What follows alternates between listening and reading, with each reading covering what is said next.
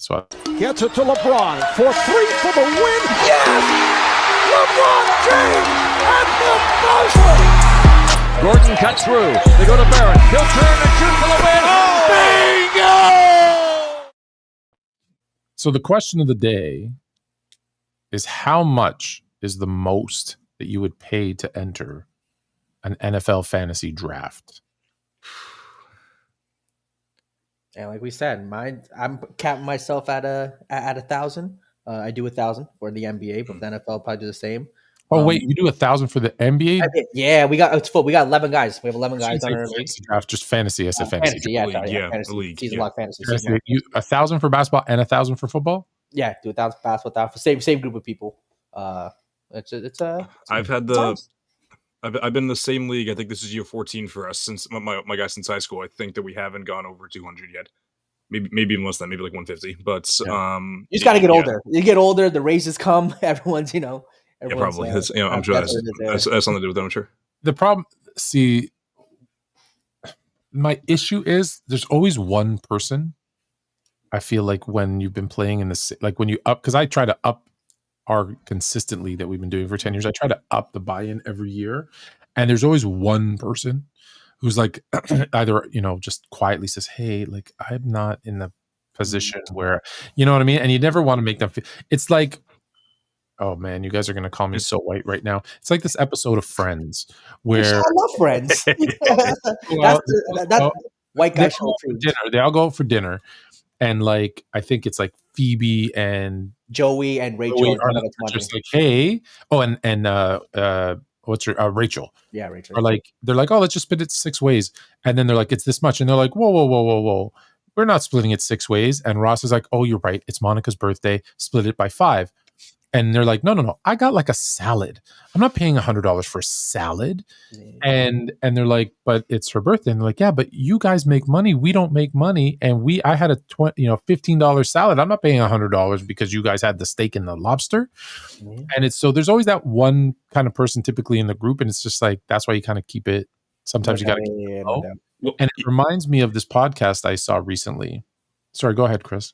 Oh no, yeah, and it's similar, yeah, and that's especially for me because like it's a little different now. But like a couple years ago, it was like a pretty wide range of like age. So actually, it wasn't that wide actually, but like it was most of us were like working, some were students or like that type of thing. Exactly, yeah. So like the oldest one is like 3 years older than me, so he was like 26, 27 at the time. The youngest ones are like juniors in college. They're like, dude, like I don't even get paid for my internship. So so like they want us like up there's like one video. They're like, whoa, chill out now. But like now we're upping it a little bit more. But yeah, it's one of those things. So I just saw it was on TikTok, I think, but it was a clip from a podcast. And it started off, am I the like they read people's stories. I actually like these these are the ones that I listen to. I like this. Yeah. Am I the asshole? Like I went out to dinner with my group of friends and there's 6 or 7 of us, whatever. 6, 7. I know my kid would love that. I purposely ordered nothing so that when the bill came, they couldn't ask me for any money. And the reason I did that is I and others typically order like light. And there are these 2 people that are complete moochers who always order the most expensive stuff. And then we split it 6 ways and they always win. So a couple of us decided this time, we're not going to order anything. And when the bill came up and they said, okay, split it by 6. And they're like, no, I had water. Like, I'm not paying nothing. And I guess 2 of them said, I'm not paying nothing because I had water. And the 2 moochers were like, well, I can't afford my $80. And they're like, then you shouldn't have ordered $120 worth of food and expecting us to subsidize your dinner plans. I saw that one too, and I remember hearing that one. I remember like laughing at it because it's like the one girl. It was like the one girl who was like writing about it. She said like oh yeah, I ordered, and then I went to the host and said like, oh yeah, wait, remove my order for this one. I don't want anymore. And then the 2 people followed. So like it was like totally outrageous. And they were doing it all the time, right? And it's like, okay, I'm not paying. Yeah, that's what it sounded like. Yeah, they were just relying on everyone else to pay for their shit. But you shouldn't have to subsidize another league. I mean. Shout out to the t-shirts. What a segue. Wow. Yeah, I didn't see that one coming. That was good. Me neither. Yeah. Did you like that one? That was a good one. Wow. That was one of your better ones, Fluent. One of your better ones. I'm gonna give you that. We're gonna have to clip that one. And let me say this. I agree and I'm so torn because I agree and I disagree with them. Pay us what you owe us, we owe you nothing. Pay us what you owe us. We owe you nothing. You have been a league for 27 years, and you have lost on average, not including last year, you have lost on average $10 million a year, with the exception of last year where you introduced private jets and lost 50 million. So you have lost money for 27 years and you want a raise. And people keep saying, well, the NBA kept getting a raise. And I said, no, the NBA look at what the NBA guys were getting paid in the 50s, 60s, 70s, and the early part of the 80s, they were getting salaries. They didn't have a collective bargaining agreement that had revenue sharing. They were getting paid a salary. And it wasn't that good if you look at what they were getting paid. Do you know what year they got the one that's in place right now, the 50% of all revenue? That was just 4 years ago? 3 years ago? No, it was a little longer than that. No, it was like the 90s, right? No, 2011. Oh, wow. Okay. Oh, yeah. Now, wow. there was revenue sharing based on income. There was a BRI is what the formula was called, but it wasn't like it is today where it's 50% of all revenue. The difference is by the time they got this revenue split, they were making money. They were by the mid 80s, they were profitable. Yes.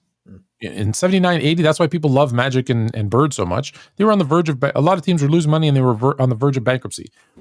Then the 80s hit and they make a ton of money. They get a bunch of TV deals.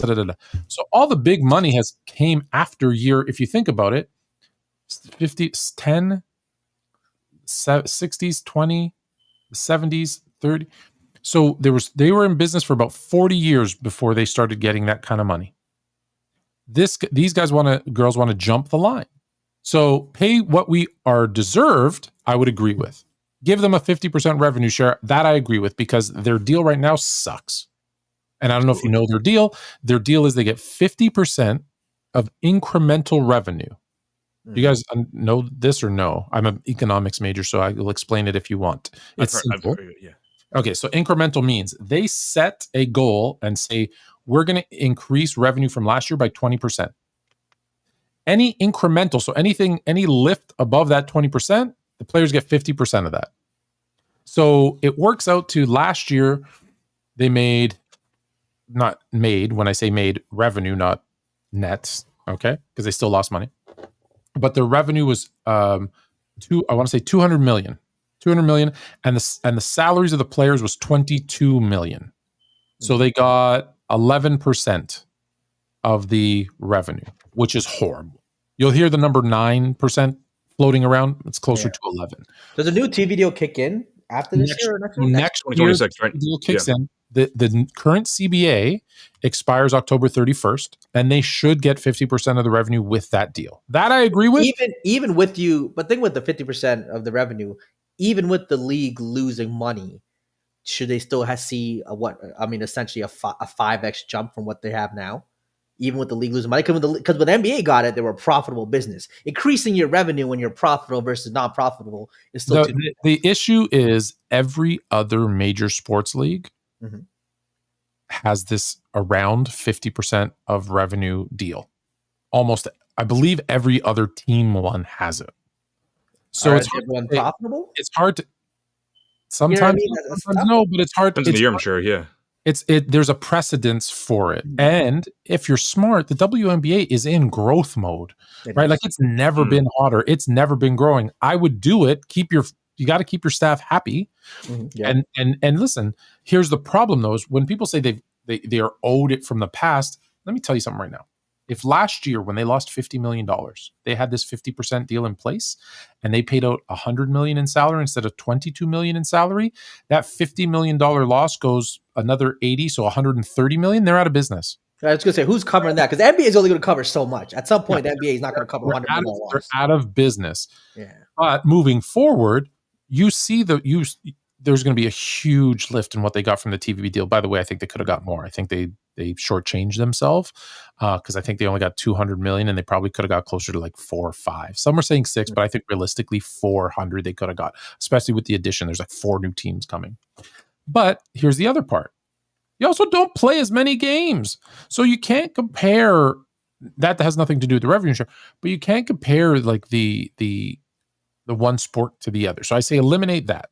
But NFL gets around 50%, MLB gets around 50%, NBA gets around 50%. Like everyone, soccer, like they're all around 50%. So I think they should get it. But I don't think they're owed. That was my biggest issue. Pay us what we deserve.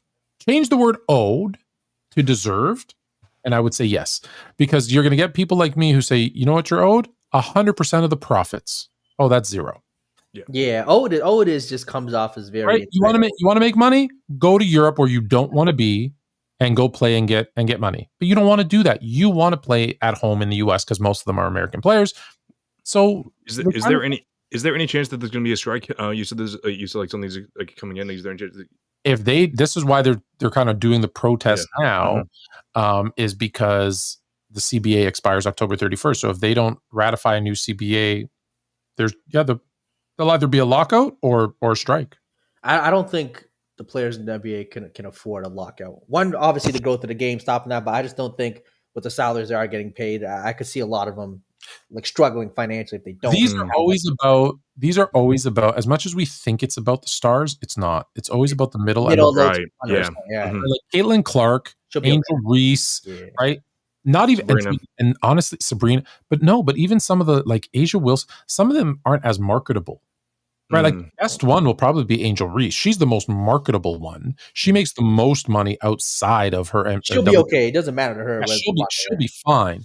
But it's like there's a bunch of people right in the middle, like Arike, and the people don't. Kelsey Plum, who's out there all the time, but let's be honest, like she's not in cereal boxes. Yeah, she's not going to be on a cereal box exactly. So there's the ones that you might even know their names, but other people don't. The fifth starter on the team, the fifth starter on the team, the Cardozas of the world, like those ones need this CBA to be ratified so that they can get money, so that they don't have to travel, so they don't have to go to Russia and risk getting arrested for carrying drugs. So they have insurance, 100%. Right, like they want to be here now. Part of it, I guarantee you that the WNBA is going to say, fine, we'll give you, they're going to give something, but they're going to want something back. And I think what they need to get back is with more teams, they're going to want to go to 60 games. And I think they should. And I think they should. I think 40 games that they play isn't enough. For the, so I also would suggest might want to change the time of year that they play. Try not, they should be the girls of summer. Right? Like it's baseball or the WNBA. Like don't have it go against NBA. Don't have it go against the NFL because you will lose badly if you're doing that.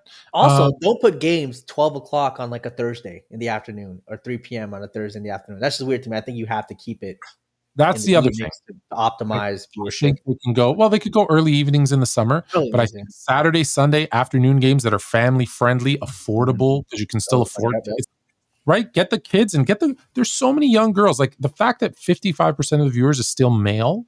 Yeah. Like that's great that men are supporting it, but that number should be 60-40 women to men. It should be. Stop supporting the Kardashians and go out and support the WNBA because it's good basketball. It is not the NBA, but it is good basketball. It's the ticket thing, like you said, is crucial because the NBA, for all intents and purposes, is becoming very unaffordable for a lot of people. Yeah, 100%. Right? Yeah. So WNBA again, getting good seats, relatively close seats, at an affordable price. If you have 2-3 kids, you go with the family. It's a lot more affordable than going to an NBA game, right? So I think if they really focus on that again, bring in families, that really showcasing, hey, our tickets are significantly cheaper than NBA. Really push that.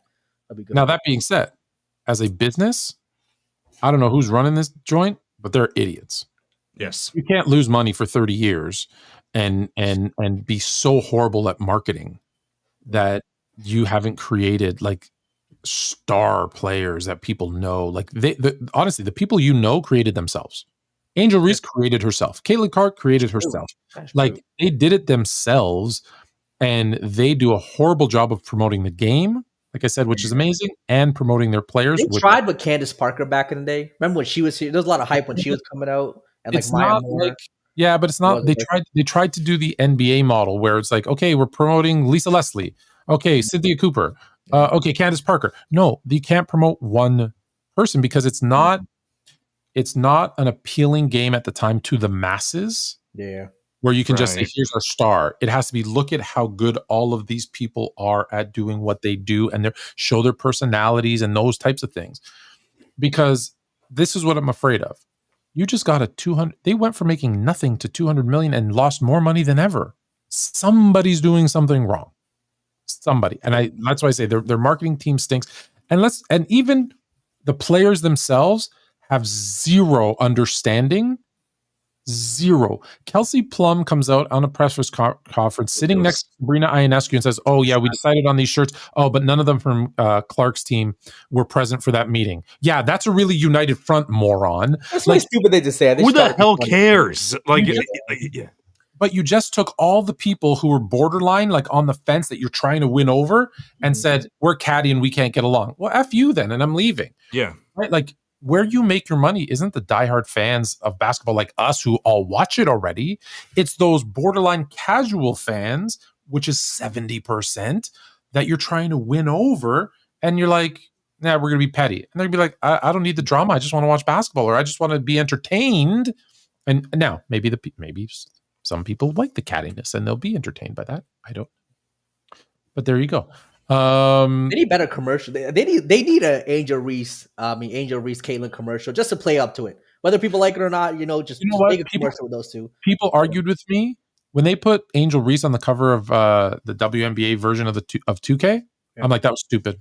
And they're like, oh, really? Well, you're a racist. Why don't you like her? You're a hater. And I'm like, no, because I'm a marketer, you moron. And I know what's going on right now, which is everybody either loves or hates Angel Reese, and the ones that love her hate Caitlyn, and the ones that hate her, the ones that love her hate Caitlyn, and the ones that hate her love Caitlyn. Yeah. And I'm putting both of them on the cover. 100%. And you know how many are going to sell? You have them face to face like a boxing match, like where they're like faced off against each other, and they're both like holding the ball, whatever. Like, or no, Caitlyn Clark's probably holding the ball, and Reese is playing defense on her. People are buying that just because that's an iconic cover. That's an iconic cover. You put Bird, imagine it was Bird and Magic. You put and your league was sucked. You put the two of them on the cover, people are buying that. So I think they missed an opportunity.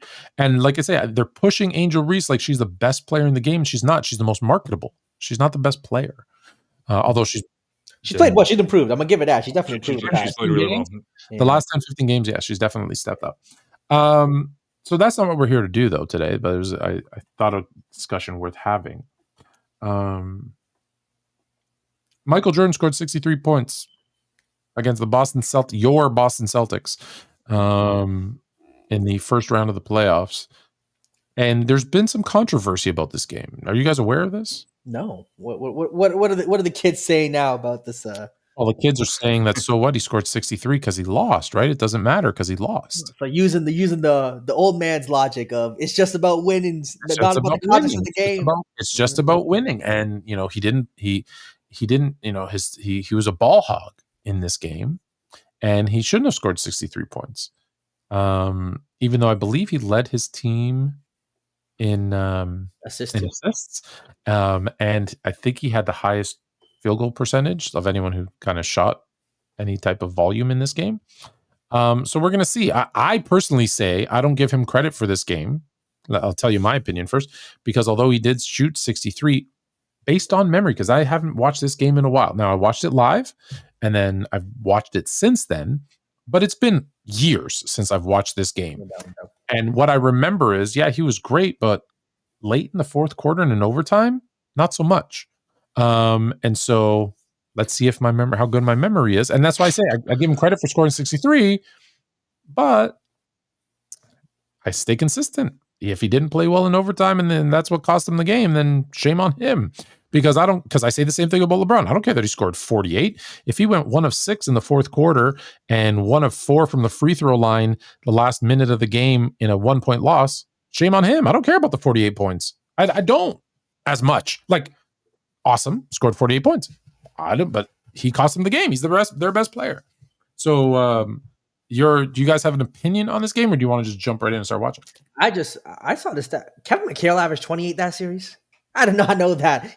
Bird averaged 28. Y'all don't know how good Kevin McHale was. Nope. Y'all don't know how good Kevin McHale was. I don't know. He had It's funny. Like I was on the way home from a baseball game yesterday with my dad and my brothers, and then like my younger brother in the back seat asked, he's like, "So what's your Mount Rushmore at power forward?" So yeah, so he's rather like, and I just like updated my list. I'm like, oh, easy. It's Duncan, Giannis, Garnett, Dirk, and then they're like, okay, maybe Chuck, maybe Malone. And then my dad goes like, oh, is Mikhail at like 7 or 8? I'm like, no, wouldn't put him at 7 or 8. Like he's like, oh no, you think about it. So yeah, like that shows you like, and I don't think that's a Celtics bias. I think that's an old man bias of like how good Mikhail was at the time.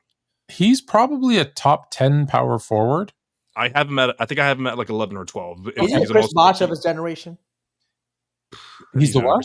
He's better Chris than Chris Bosh. No, in terms of not being valued or in terms of not being. You think he's better than Chris Bosh?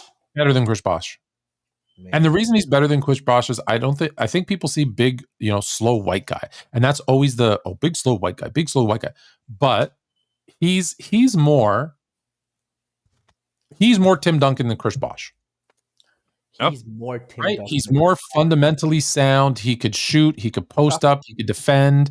Right? Was he athletic? No. Very much like Tim Duncan. Yeah. Right? He's not as good as Tim Duncan, but he's more Tim Duncan than he is Chris Bosh. Chris Bosh was he's fundamental too. Chris Bosh can score in the paint. Chris Bosh was so underrated, but he's more athletic and could do other things.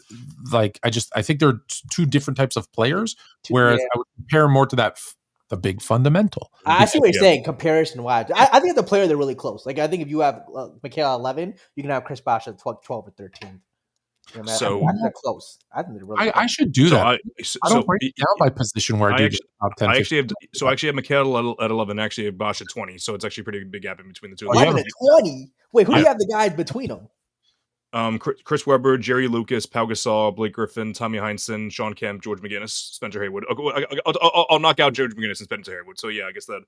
Chris Webber is definitely better than Mikhail, respectfully. But I'm really high on Chris Webber, so I can get that. Okay, that's fine. Yeah, I'm fine with that. Yeah, but not if you include mental. Yeah, look, I get that too. Yeah, I love C-Web. But in fact, I just used C-Web. Who was I? I was the all-time. I want to say Wizards. All-time Wizards team. Yep. All-time Wizards. I want to say maybe. Or Kings. No, Kings. All-time Kings. The all-time Kings. Yeah. When I beat my son, or I might have lost by 3. No, I lost by 2. I lost by 2 because Mitch Richmond missed a 3 at the buzzer. But I was using C-Web as my point forward. He was killing it. Oh, he was I think Peja Stojakovic is a top 5 shooter all time. When I say shooting, I'm talking free throws, mid-range, 3-point. As a shooter, Peja Stojakovic, I think is incredibly, just phenomenal. It's up there, yeah. Fun fact, Peja Stojakovic played for a team in Greece named PAOK. Hey. And when he signed to leave there and go to the NBA, a very unknown player went in to replace him and was signed, but unfortunately got hurt in training camp and didn't get to play for them. Who's this? Oh, was it you? Oh, shout out Fluent. Could have played with Pager or what he. No. I was going to be his replacement shooter. Yeah. I made the roster and then got hurt. Be like cool. that. Now I'm going to cry. Let's play the game. Do it. Oops. Dennis Johnson will check the matchups, guarded by Jordan inside McHale, and McHale gets a quick hoop inside. Right away. Where's McHale right off the bat? Will be able to muscle Kevin McHale, take his inside game away from him. But the Celtics have a definite size advantage over the Chicago Bulls, who may be a little quicker, but they prefer not to run. At least they didn't in the first game. Jordan misses. Oh, he missed his first one. Go for one. He started off slow. Ainge had a fine year. Danny Ainge. You want to know something cool about Danny Ainge? And don't answer this because you know. Only player in sports history to letter in 3 different sports: baseball, football, and basketball. I thought Jim Brown or Bo Jackson did 4. The only person to letter. Yeah, I thought one of them lettered in 4. Hey, he's an athlete. No one better than Danny Ainge, who they say wasn't athletic and sucked. Basketball, baseball, and football. I thought it was golf. No, football. It was not golf. That's tough. 5 different players on Jordan. No, I thought they just. Is the game freezing on you? Maybe it's just me. No, Oh, smooth. No, it looks smooth to me.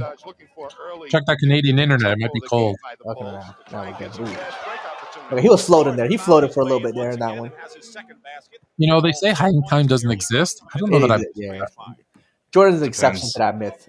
Jordan's I agree. hang time Yeah. you haven't seen something like that. Mikhail. Look at the under. Oh. Soft touch, bro. Like I'm telling you, he's underrated. Yeah.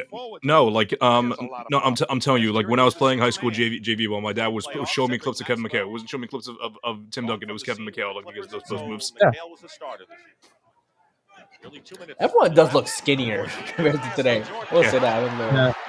Focus on conditioning more than in the weight room, I guess. For the most part. Well, yeah, because they wanted to play like the whole game, right? Yeah. I think it's like nutrition too. Ooh, good block. Let's go. Did he just block him without even jumping? Corzine. Well, it's actually no. Rob Parrish actually. Rob Parrish actually. Sorry, I just wanted to point out, McHale blocks Jordan. So as unathletic as he is, right, having that position and going up at the right time, he can block a guy clearly way more athletic than him.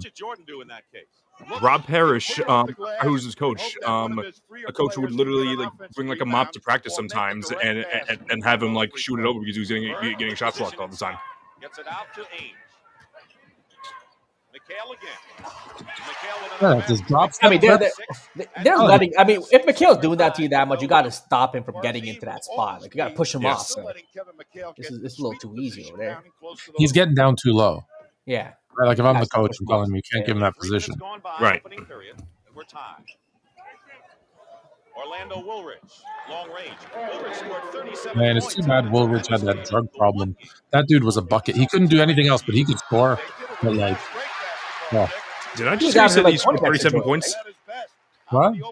Did he just say he scored 37 points in the series, or is that another time? Who? Woolridge. He might have. He averaged 20. He averaged like 20. Yeah, he was averaging 20 next to Jordan. Wow. Inside Oakley fights his way, tipped up, and finally drops in. May have been Corzine, and it was. Oh no, it must have been a different game he was talking about. But yeah, game one, Jordan scored 49, Woolridge scored 25. Dave Corzine commits the foul.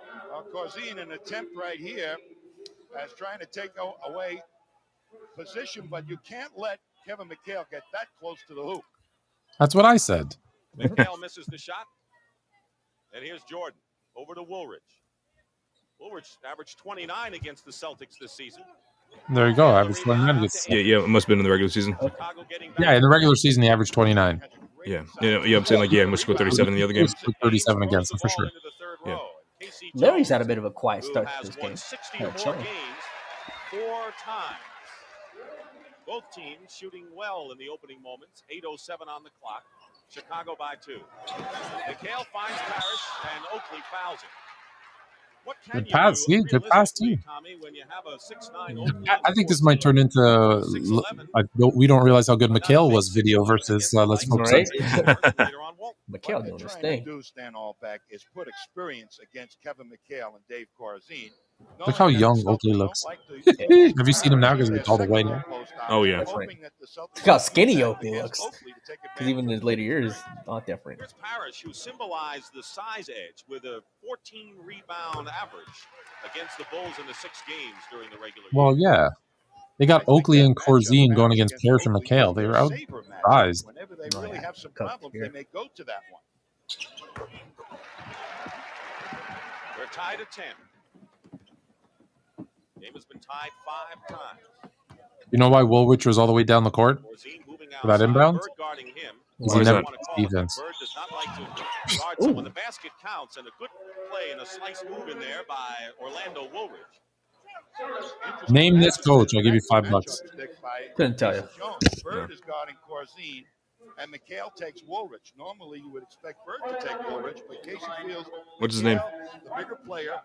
Kevin Longley. Did he coach after? No. The The Bulls had, for Jordan's first 3 years, the Bulls had 3 different head coaches. That I knew. Parrish up against Oakley. Out of bounds. Chicago ball. How old was Parrish at this time? course, Larry Bird, as you pointed out, Late 20s or did he hit 30 at this time? He's 20s, I think. Yeah, His 20s, okay. Didn't he? Yeah, he played into like mid late 90s, right? I think. Have Bird guard one of the Check. firepower. Let's see. Oh, I'm wrong. Someone in the chat. Thank you, Woodage. Evan Loggery or whatever was the first year. Stan Albeck. He's right. It was this year. And then the next year they hired Doug Collins. No, so Parrish was 32 in this series. He was low. 32. Okay. Yeah. Oh, interesting. I'm surprised it wasn't 42.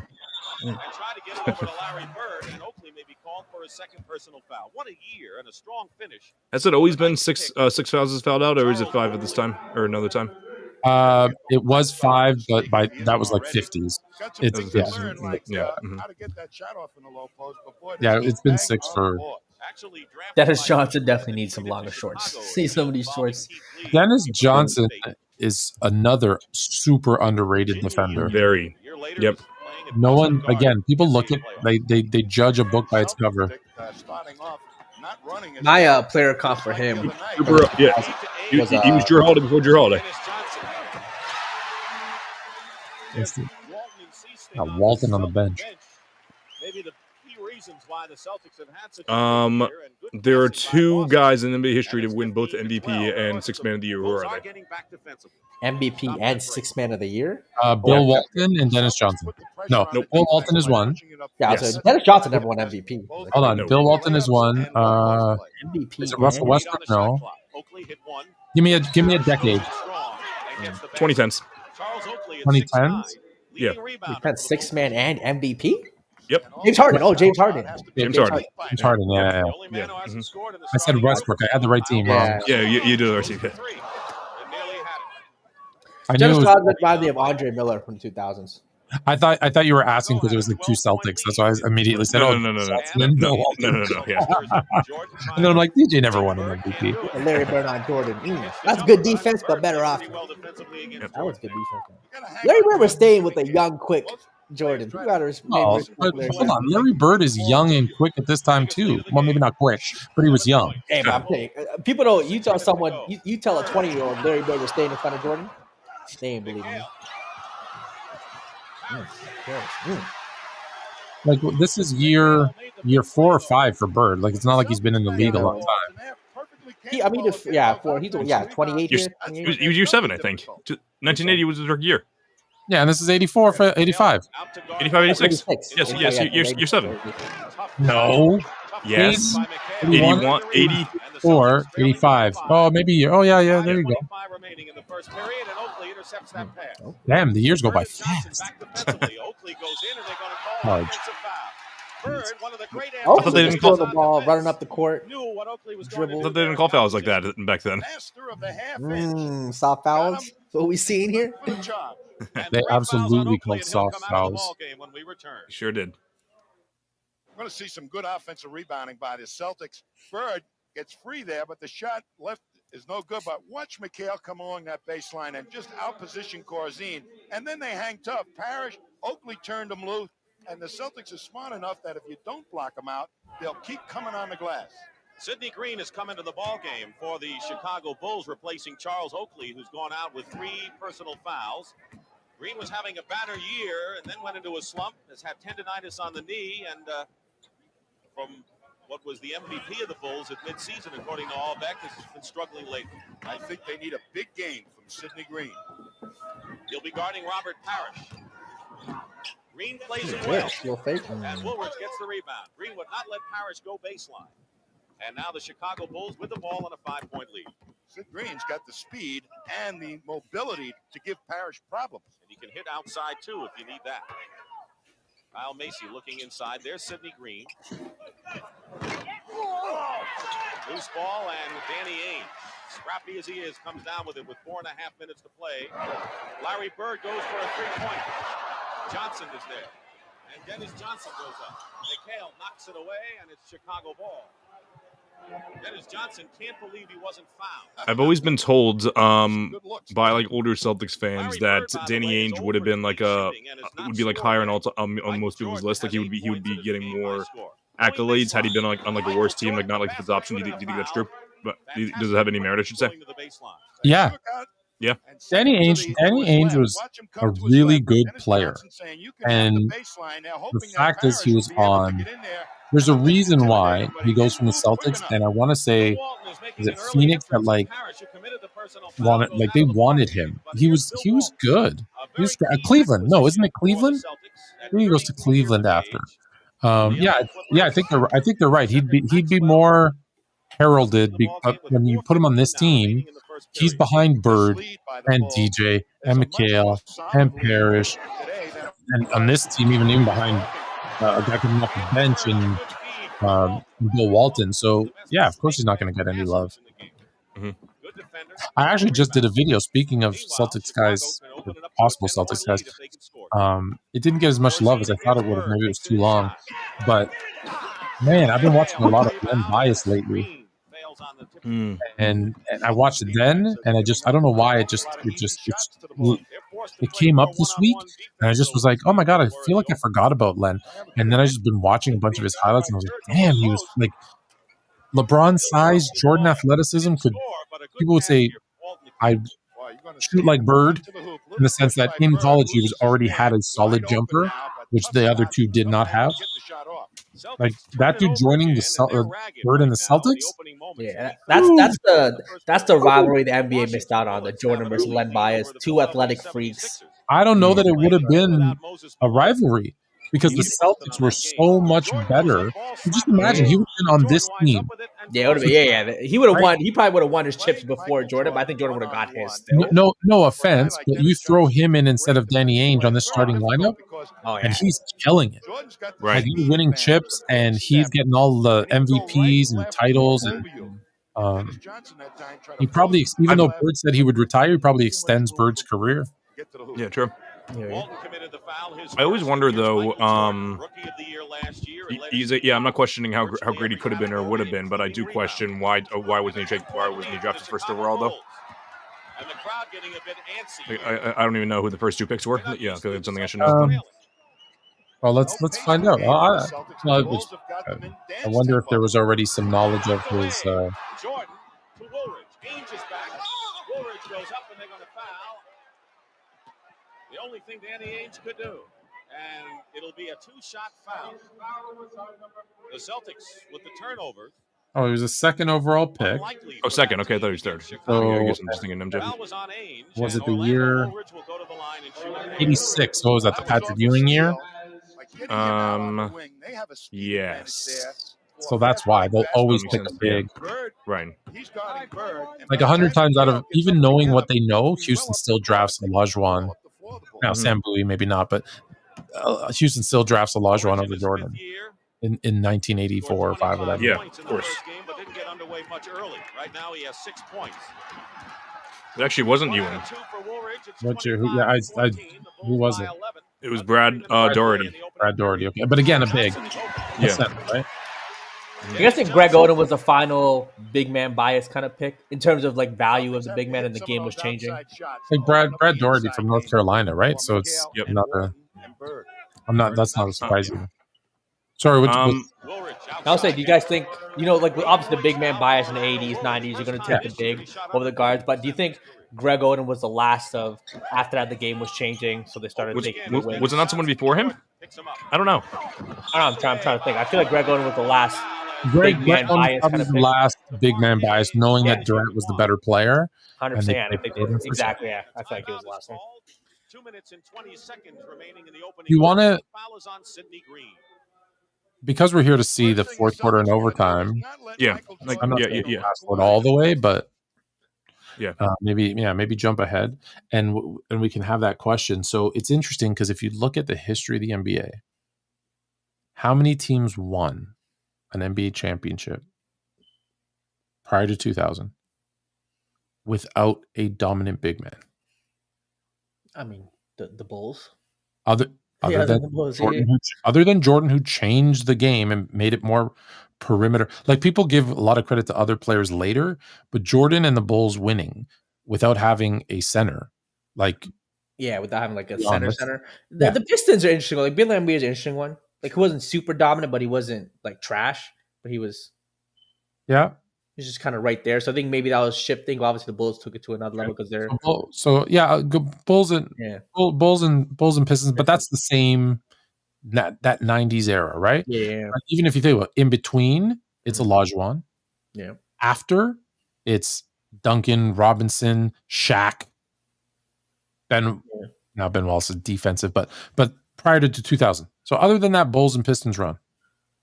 Other than that, Bulls. If you go back, it's all. If you look at Kareem is on the Lakers, Moses Malone. Again, it depends on what you want to call Robert Parrish and Kevin McHale, but it's all about big men. Like even the Kareem on the Lakers, I'm crediting Magic more than Kareem. You might credit him more, but they had a dominant. That's my point. Yeah, they had it. The thought process is you have to have a dominant big man on your team. He doesn't have to be your best player when I say dominant, right? Like that's why I say like Kevin McHale and Robert Parrish. Well, that's a dominant front line. They're not the best players. Bird's the best player, but they were dominant. Again, like I said, Moses Malone, Kareem, Olajuwon. Like I think you're right, but if you think about the Pistons too, they had Bill Laimbeer, Rick Mahorn, right? They did have a solid front line, but you're right, they were guard centric. And it's just if you look at it, that you have those, you can maybe name 4 teams in the 75 years prior to, or not the 7, I guess the first 50 years, because the last 25 don't. We changed the game. But that's why, back to the answer to the question, that's why for so long they were drafting these big guys ahead of them, is because that was the thought process. Like the 50s, you had to have a big man.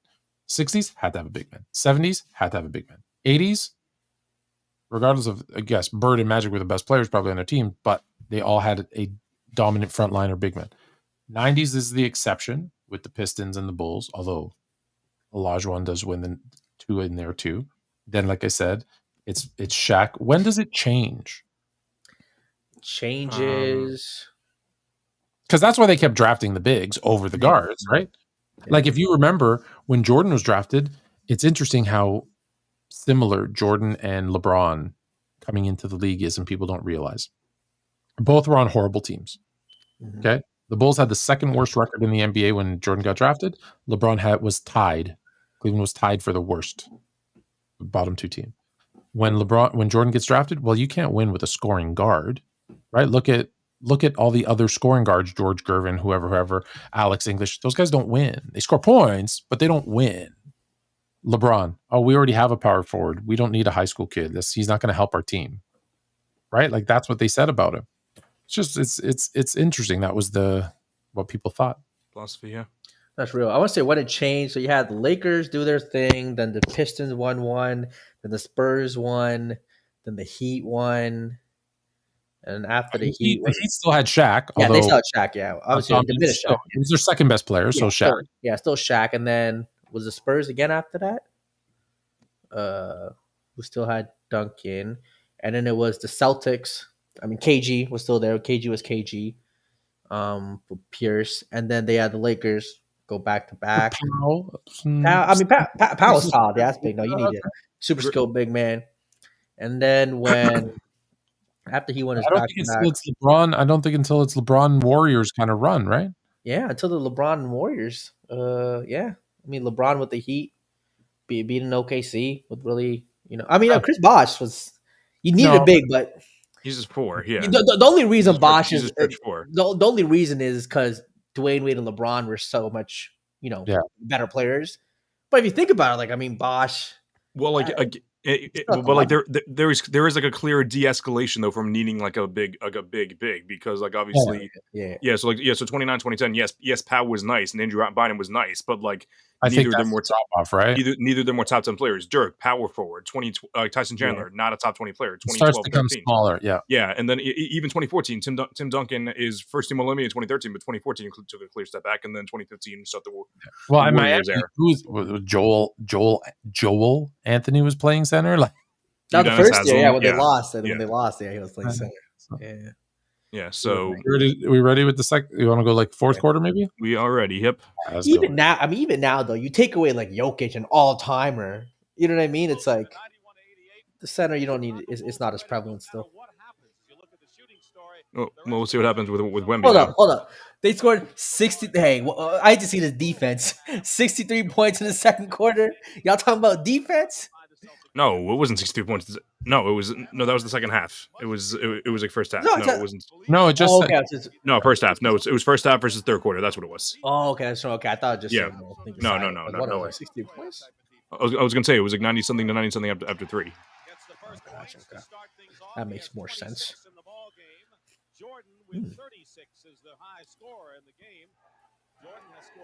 I can't see if Paxton had the mustache at this point still, or if he had shaved it off. That was horrible. Point guards at this stage really just love the simple back down. Not a lot of hezzy tweens. Bring it up court. Yeah. Back down, throw it into screen.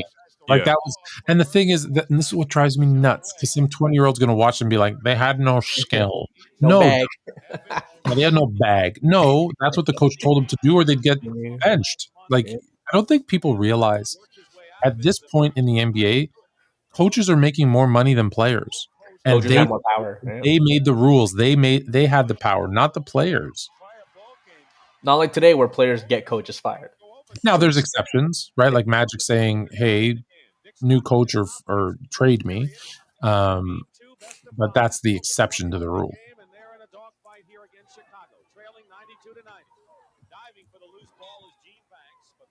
Look at Gene Banks. Look at hustle. When you have high socks like that, you gotta hustle. You have to keep your mind together, Gene Banks, and playing a Larry Bird, particularly in the Boston Garden. They throw In the Boston Garden. For Larry Bird to get one shot, and Banks has the utmost respect for Bird. Front row seems to have a lot more room for just like media people versus today, where it's more the celeb or rich, rich millionaire, billionaire types. Deep three by Bird. Nice. So watching a video here this week too, where I talk about the changes of NBA arenas, where they're just a lot of arenas have dropped like 20% of regular seats and just added boxes for more of those corporate paying individuals. It's a huge problem. Just everything is just so expensive today. Like it's not even it's with going to games. It's with the biggest one, and the biggest one's Disney. So many people I feel like have been Disney World or Disneyland.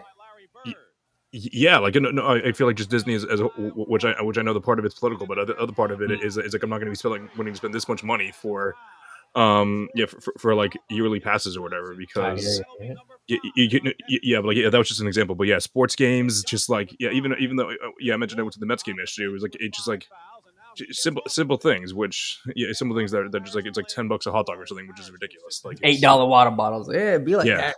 That's how they make their money.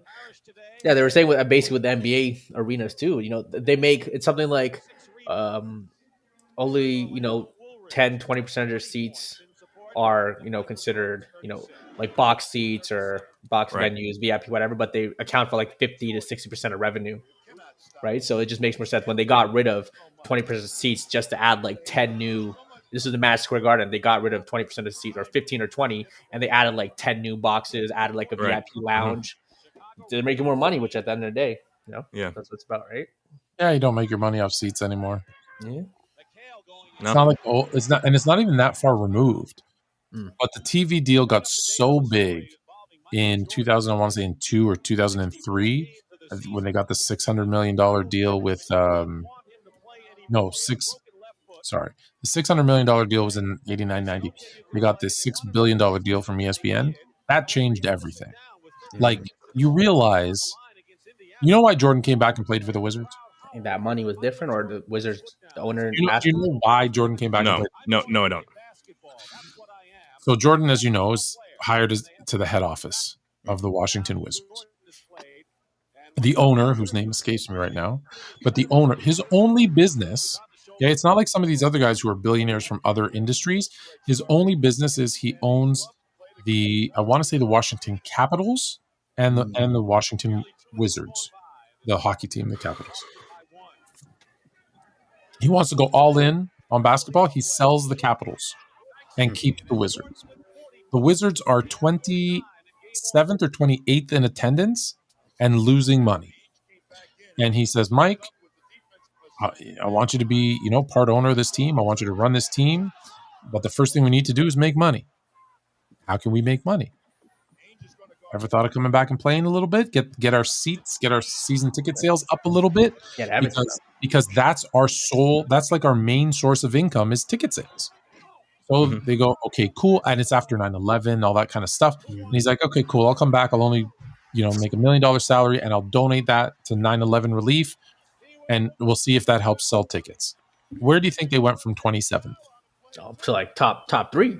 Top Second, 5, right? Yeah. Second. Oh my God. Second. Lakers, I'm assuming. Yeah. Just like that. Just behind the Lakers, I'd assume. Now all of a sudden they're profitable. So he plays for the second year and says, okay, in the second year, this is my last year. He was injured. He was playing on one leg. He was done. And the owner's like, awesome. And he's like, oh, I'm making money. Well, why am I going to cut this now?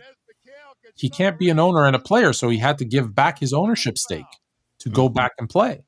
And the deal was, behind closed doors. Yeah. Once you retire, I'll give you back the shares that you gave back to me. Well, the owner gets greedy and he's like, oh, I'm making all this money. I'm second in attendance now. Forget this guy. And he says, yeah, I'm not giving you your ownership stake back.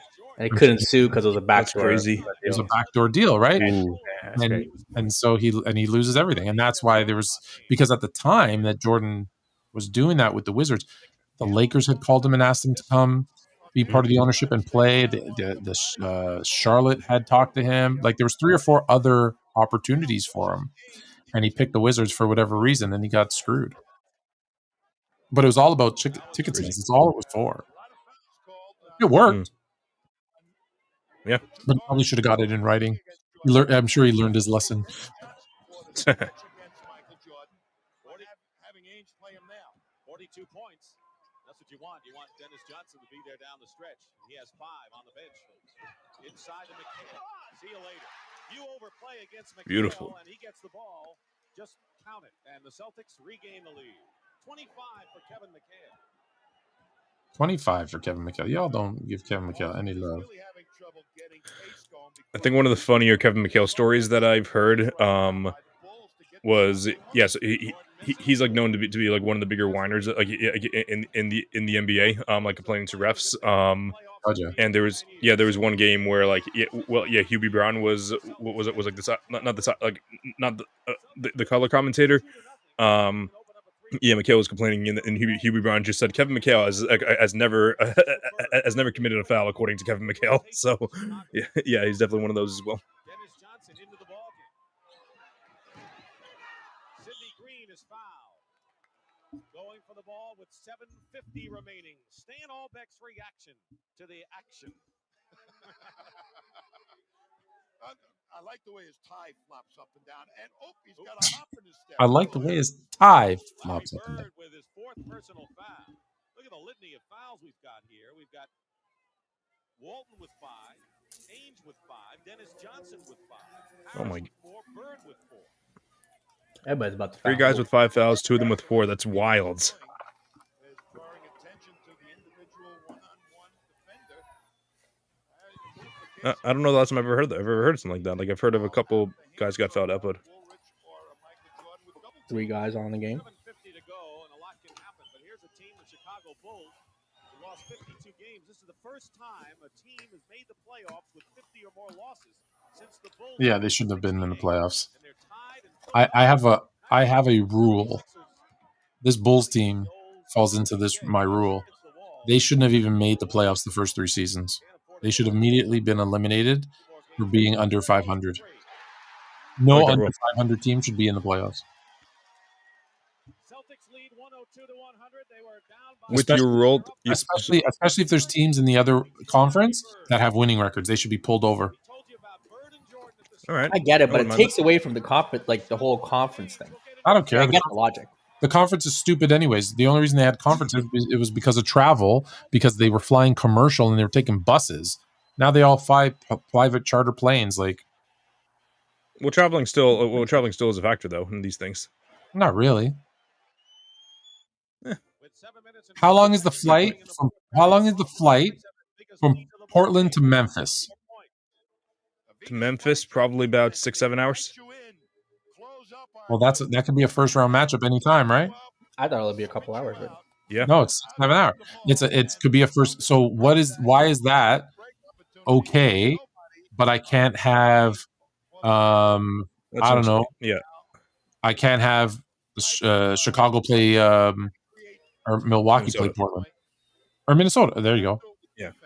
That's a lot. That's what 2-hour flight. I mean, like you said, I guess when private planes were introduced versus busing.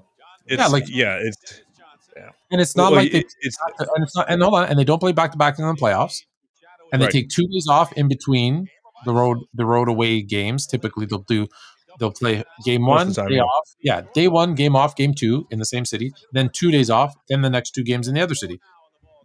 They're not. They don't need that. They can travel that day, get their massages, and be fine. Like with the 2 days of rest. Like it doesn't. They don't need it. Is what I'm saying. I like the conferences. Don't get me wrong, but I'd rather have when you see the West that has all 8 teams in the playoffs have 50 wins, and you got guys in the West with losing records making the playoffs. No, the guy that has 48 wins in the playoffs from the other conference instead of that 38 and 44 team. You don't like watching the Heat and the Bulls play in the play-in tournament every year? No, I freaking hate it. I hate the play-in altogether. It's stupid. It was fun for COVID, but after that they should have gotten rid of it. And the whole incentivizes them to play more in the end of the regular season. No, it doesn't. Like no one cares whether you're the 7 or the 8 seed. There's gonna come a day where a 40-win team wins a championship, and it'll be fun. It'll be a fun run. 75 years it hasn't happened yet. How much did how many wins did the Rockets have when they won? When they were 7 seed? 47, I think. 47. I think. 47. Something like that. Are they the team? What is the team with the least amount of wins to win a championship? There was one team that was under 500 in like the 50s, but okay. Modern NBA guys. I think it was the Minneapolis Lakers, if I'm not mistaken. Let's see. It was the 95 Rockets, right? Yeah, I would assume. But don't forget, when you say least wins, you're going to get one like from a shortened season. So make sure you I forget the shortened season. This lowest win percentage. Did the 78 Bullets? So the Rockets won 47 games. Let's check the 1978 Bullets. 44 wins. Did they win? Yeah, they won. They won. Am I right? Am I? Give me 1 second. In the ball game. He's playing with 4 fouls. Bill Walton fouled out of the ball game. Dennis Johnson is playing with 5. Bird triple teamed all of a sudden. Paxson gets back to Johnson. And a good quick. Yeah, so number 1 is the 78 Bullets. Yeah, number 2 4 and 38 or 45 and 37 or something like that. They were doesn't say, it only says the 1%, doesn't say the amount of wins they had, but the win percentage was 53.7, so that's like 43 probably. I think I'm right. I think it's 44. I think it's 44. Okay, yeah, 44. Yeah, then it's the 58 Hawks that they played 72 games. Oh, so yeah, the number 3 is the 95 Rockets. Yeah, and yeah, it doesn't go as far as it goes for modern era outside of the 95 Rockets. Like since the post merger, then it's the 75 Warriors, then it's the 77 Blazers. Yeah, so really we don't get like 63.4 until the 2006 Heat. So 63.4. That's about. I'm usually good at math, but not with proportions, I guess. 63 50 wins, no? Yeah, it's probably over 50 wins, but hope my students aren't watching me now. Try to do mental math in my head, but yeah, it's summertime.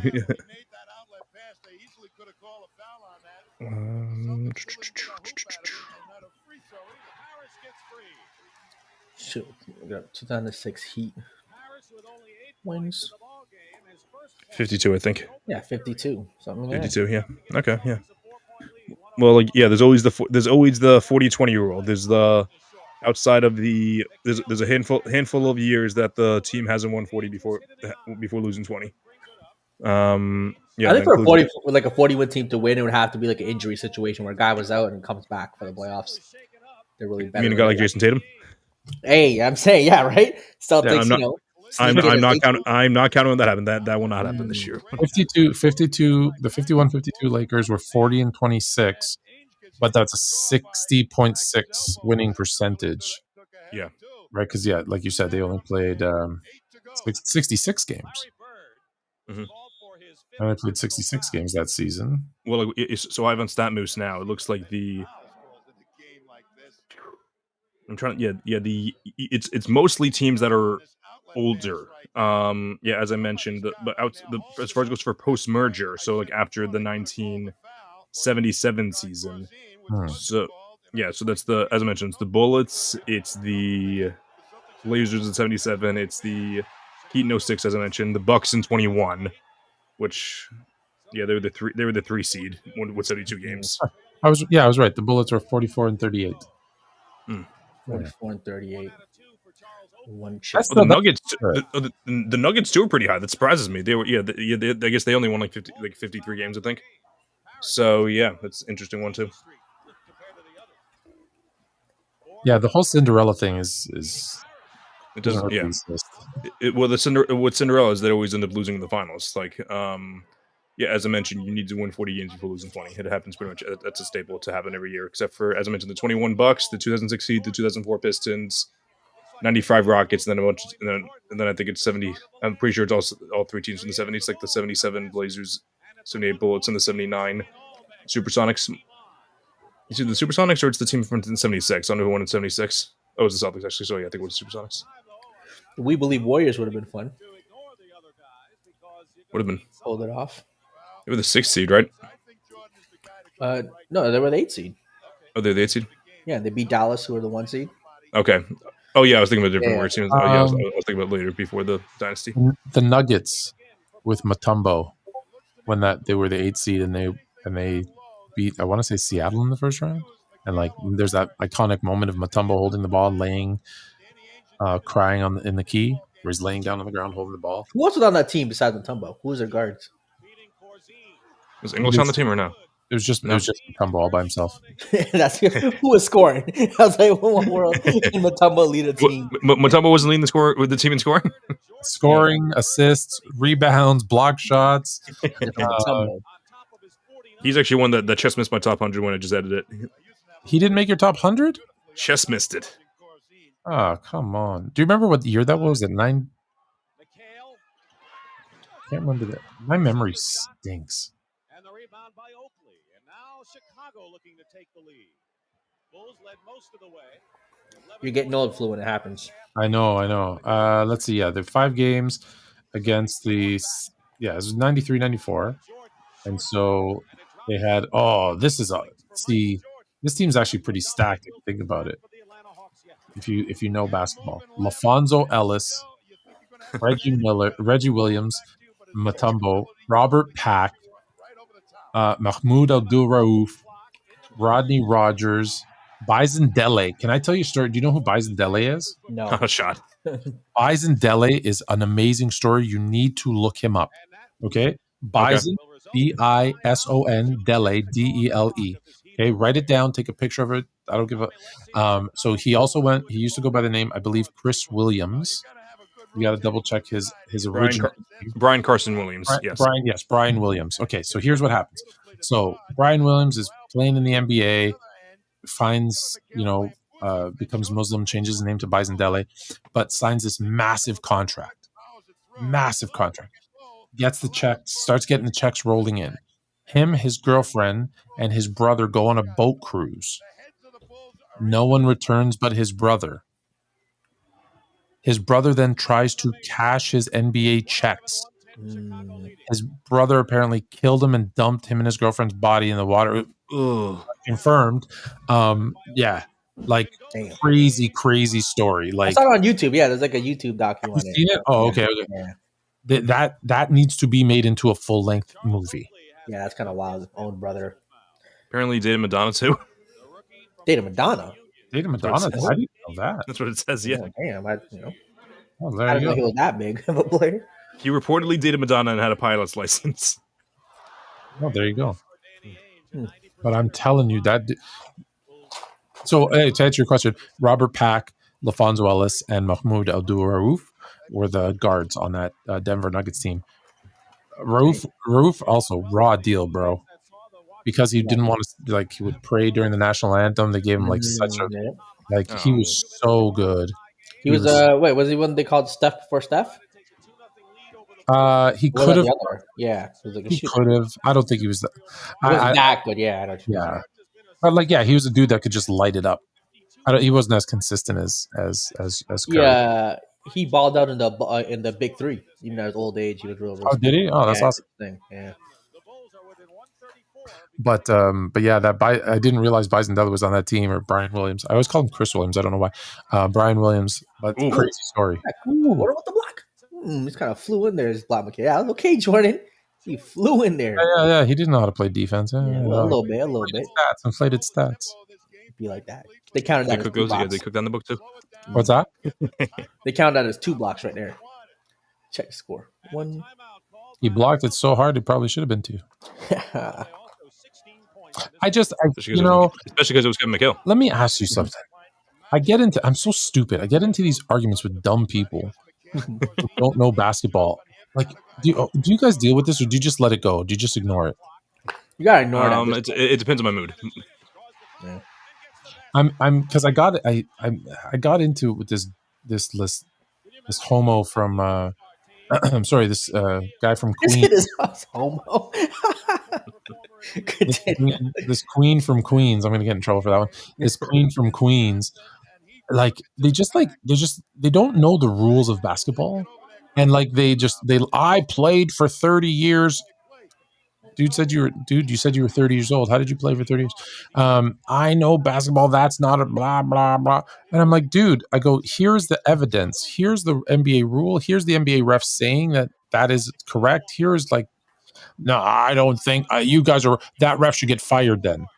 Okay, so the NBA rulebook and the NBA ref are wrong and stupid and should get fired, but you're right.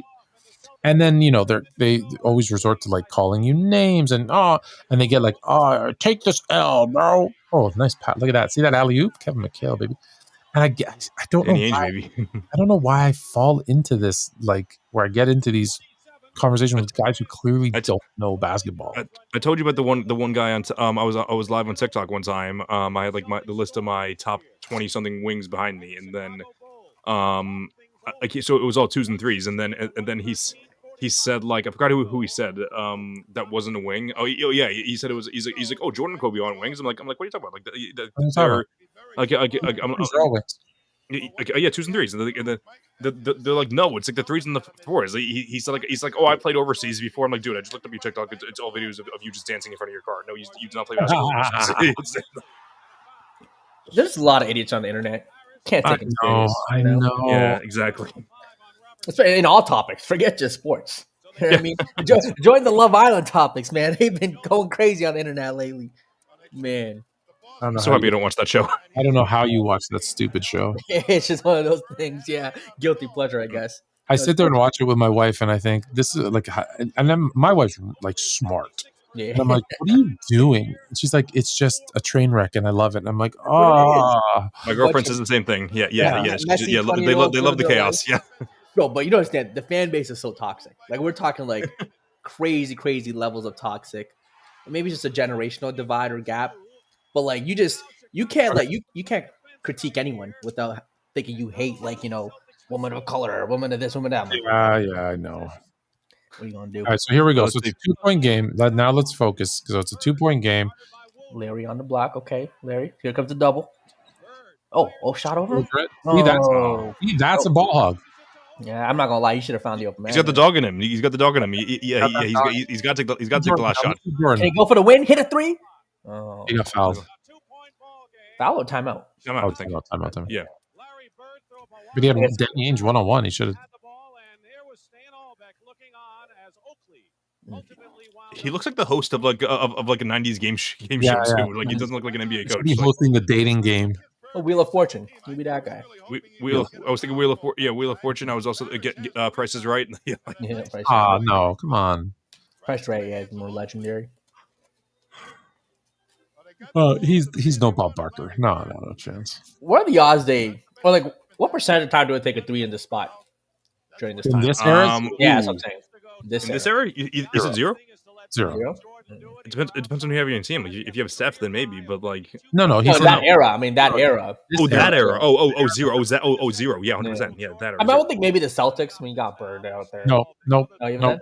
then? I don't think so. Yeah, no. Play for overtime, eh? Zero. Play for overtime. Yep. You take the easy shot. You take the high percentage shot. You're looking for a dunk or a layup here. Dunk. Easy. Yeah. More for the fact that the Celtics will be concerned about him. That's why I want the ball in his hands. And That's look, that was just a different, it was a different mindset. They were like, why are you going to shoot a shot that in what year is this? 86. So what were they shooting? 30% from three? They were probably shooting like five a game. Yeah, 5 to 8 threes a game with that. Not even. It wasn't even close. I bet you it wasn't even 8. Yeah, probably closer to 5.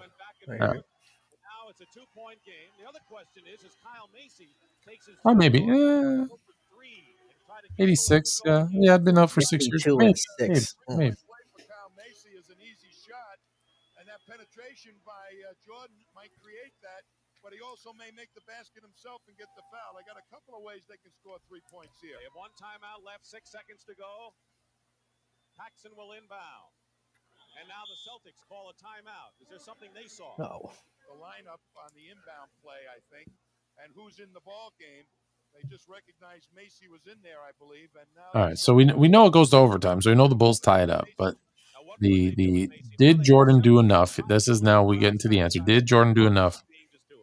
Did he take the shot? I want to see if he's the one who took the shot or not. At the end of this game in overtime, that's why we're doing this. Did Jordan do enough at the end of the game in overtime for the Bulls to win? Was it, or did he let his team down, or did his team let him down? 2 points to tie, perhaps 3 to win with 6 seconds to go. Michael Jordan with a career high of 52 Young Mike points with the hair. of 49 in game 1. Yeah, keep in mind he only has 52 at this point. 11 rebounds today. We know what he finishes with. About whether to go for 3 or 2. Keep in mind that Bird has 5 fouls, Parrish has 5, Walton's out of the game. Chicago may be better off going for 2, but who knows? I think that's why Najma's defense was played at a high level in terms of everyone's foul risk. Wedman is in for Boston for defensive purposes. And is Jordan just a ball hog? 5, 4, 3, 2. Ooh. Brick! Oh They called a foul? no, they On a didn't. 3? That was a 3. That was a 3. Kevin McHale can't believe it. Kevin McHale. Can we see the replay? Yeah, I want to see a replay because no way, it didn't look like a I foul. think he got bailed out on that. Yep. Oh, that Let's see. Jordan whistle. Okay, no. Oh, we didn't. Oh my God. Camera All there. Oh, we don't even get a replay. No. And I believe in this era they only got 2 free throws, right? No, I think he got 3. He missed one. Did he? No. Was he on clutch and missed one? No, I think they only got 2 in these days. Well, that's kind of crazy. They have to get 3. Now here's the second one. Yeah, here's the second one. Did he make he made that first one, right? He made the first, made the second. Yeah, it's Okay. again. Wow. Yeah, Oh, you only in get today's 2. era, this game unless over. they unless interesting. Jalen, the NBA, of course, edited out one clip to hype Jordan more. I wonder why we didn't see a replay of that. They showed the replay here. Let me see this. Let's see. Foul that. Okay, that's clean.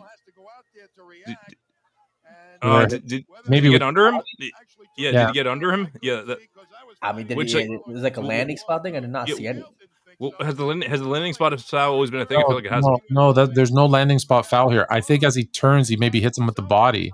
Okay, I don't know. I feel like you don't make that call. I agree.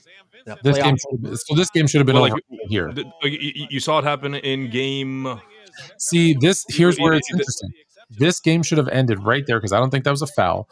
Jordan ends with 52, and they say, yeah, but he missed the game-winning 3. Yep. That's how the narrative should be. Yep. Instead, he made 2 clutch free throws to send it into overtime.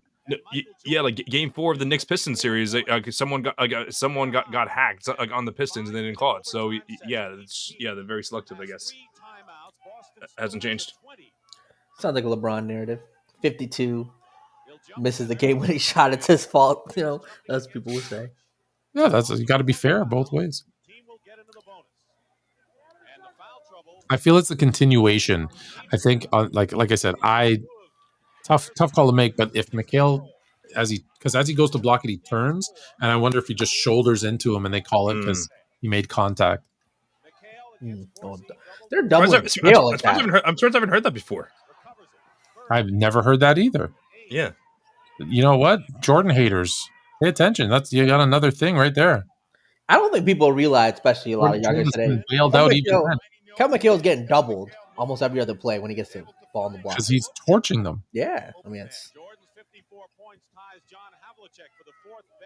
the 2 free throws for a 3 is kind of a wild rule. Like that's actually insane. Yeah, that's why they changed that rule because it was like it made sense if you had some guy who's shooting well from 3, just foul him. Yeah. Well, Jordan hits a deep mid-range 2 there. So we're clear. The thing is, did Jordan let them down? Okay, he misses the 3, but he makes the 2 free throws to tie. He was fouled, and he makes the 2 free throws to tie the game. He was playing havoc as a defender. Man, he gambles a lot. Have you noticed that on the Mikhail double team, on the Parrish double team, he gambles a lot. He's out there. Here Jordan has a chance to make the 2-possession game. Swing. Oh, that's a good look. Boom. Paxson. I hate when they do that. They used to do that so much in those days. 1 dribble into the key, stop and pivot. Yeah. I'm like, what is wrong? My kids do that now, and I'm like, what is wrong with you? Don't do that. Yeah. No, that's good. Good transition by Celtics there.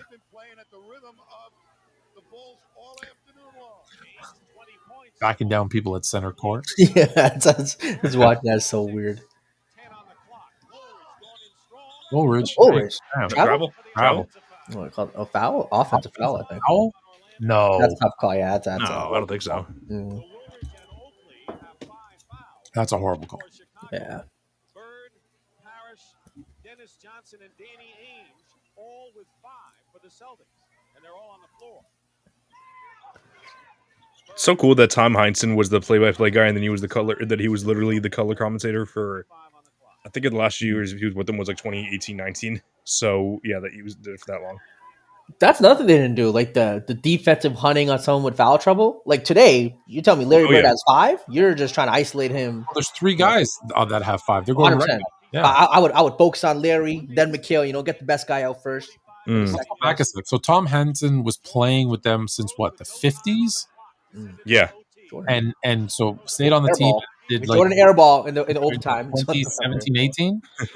That's crazy. Yeah. He was with the Celtics basically from the 50s to almost the 2020s. Like, that's nuts. Yeah. That's wild. Everybody watching. Jordan just airballed in a tie game in overtime. He did? I didn't see that. Yes, did he really? Airball. Yeah, he actually just airballed. Did he rewind it? Did he really? Yeah. You don't have to rewind. Okay. Was it wide open or contested? I mean, it was his typical mid-range shot that. It was. He airballed it. Damn. Maybe. But LeBron, that'd be on ESPN, TSN, Fox Sports, all the time. That's because he does it all the time. But then he would. And then he would walk out to the press conference with the casts claiming that he had a broken hand from missing that shot. My guy got hurt. Johnson fighting with a loose ball. You want to talk about macho pride or offense and defense right there. And the Bulls will have it with 17 seconds on the clock. Yeah, they did. Yeah, DJ did need some longer shorts. Even in this era, those shorts are short.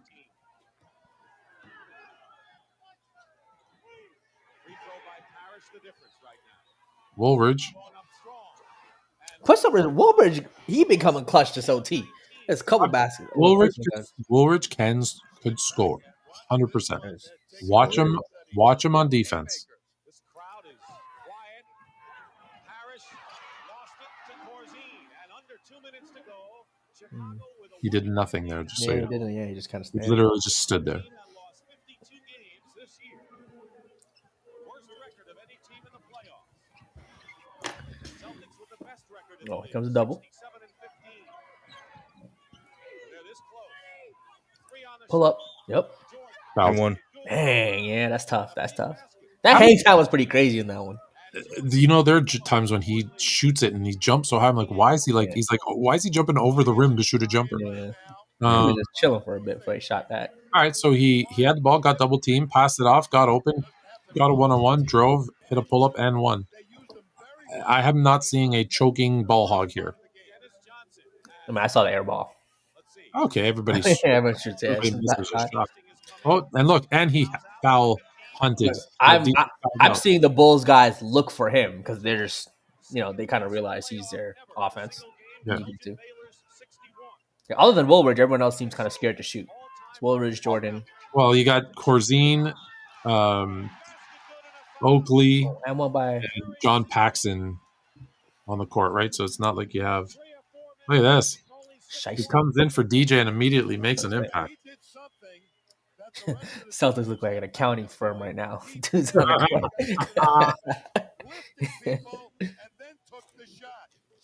look at Drew Jordan on the foul. Jordan's fourth. Jeez.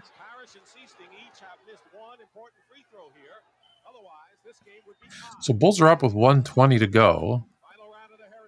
There were 4 with a minute and a half left. Now they're up 2. There's another triple team.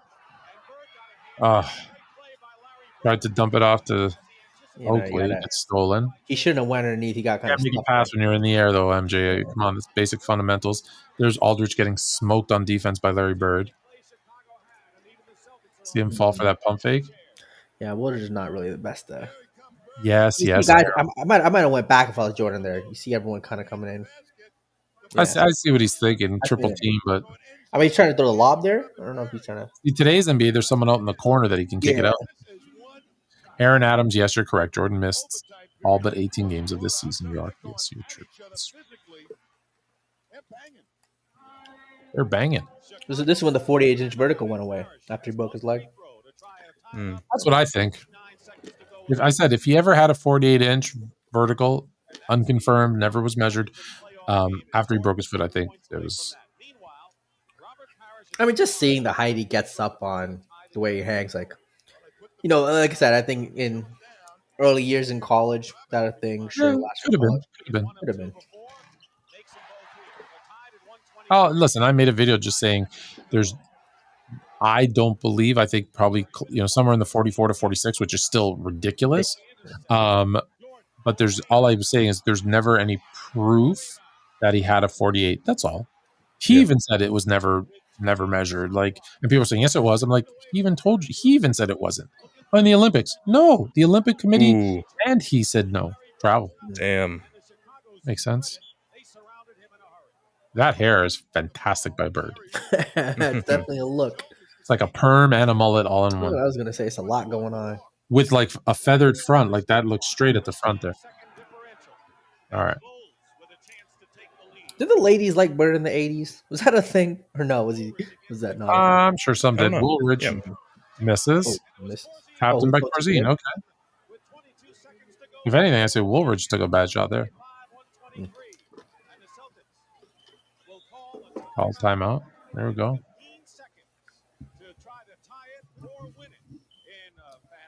Joe Mazzulla, unfortunately, would not have done that. You know what they all should have been? Joe Mazzulla would have been yelling at Kevin McHale to shoot that three.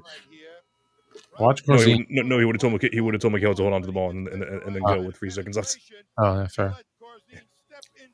I mean, that was a good take by Woolridge. Like, got the upper under, just missed. I mean, he got the open look and just kind of missed it. Open look, he was on it. He was under, but then he went underneath and got the open look. He's double teamed. Then had to reverse it. But he got it clean. Yeah, I mean, the reverse was clean. Like, he had it, he just missed, but the tip in. I don't mind that. All right. Look at this: 8 points, 8 rebounds. Going for a double-double. Salts that one. Ooh, range. Ooh, good take. Ooh, lefty. Good take. This is iconic. He went from right to left. Did you see that? In the air. He switched hands. Yep. Right to left. I have a feeling Jordan misses a game-winning bucket here at the end. So he misses a game-winning 3. Danny Ainge blows by Jordan. Play this. It goes right, left. Whee! Oh, you know what? I'm about to use that one. Danny Ainge blown by Jordan. Hey, the JJ Barea blown by him is cool. You should also take the spectacular move by Jordan comment and make it the spectacular move by Ainge as he goes from right to left. You know, if I ever knock Jordan out of the number one spot as the GOAT, I could have I would be way better. I would be way better than all these LeBronaholics at showing them why he's number 2 or 3 or 4 or whatever. Like these guys never watched basketball, I swear. No. You know what? For Halloween, I'll be a LeBron guy. Just put it out there, just for one day. For Just for- Halloween, I'm a LeBron GOAT stan. I think on April 1st I did do I officially have LeBron as my GOAT. What a great day it must have been. Yeah, I got an extra like 1,000 followers on TikTok. There it is.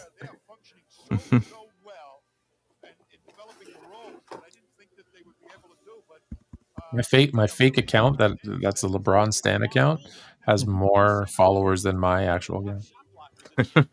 Power of LeBron. Of course it does. I learned from KD. I have a bunch of burner accounts. I sometimes argue with myself. I'm blocked by Jeff Paston. He's the ESPN beat reporter for MLB because I called him a fraud when I was in high school. He's one of those guys. He's one of those guys that blocks people when he sees they insulted them. So yeah, like when I made my Megan Hooper account, I was able to see his tweets again. Like whenever he had breaking news, so that was a good day. Jordan misses. See, Jordan misses a game winner. Wow. This dude stinks. How's he the GOAT? 2 missed game winners in a playoff game? No, the first one he got He fouled. missed it. Nah, It bail doesn't out. count. Bail out. Got fouled. It doesn't count. Doesn't even count as a field goal 2 attempt. times to win the game and just misses. Oh, really? Yeah. So I'm saying people forget these little details. Shoot. I didn't. I said to you. I said, if I remembered correctly. Mm.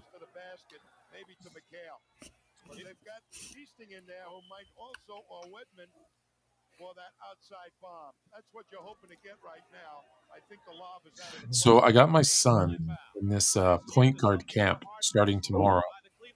Nice.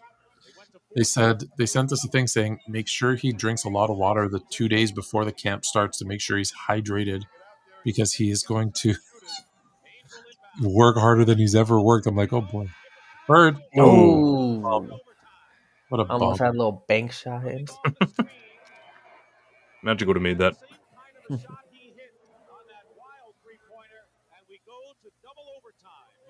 Oh, there we go. I like that, Aaron Adams. It's not about the miss. It's not about the miss.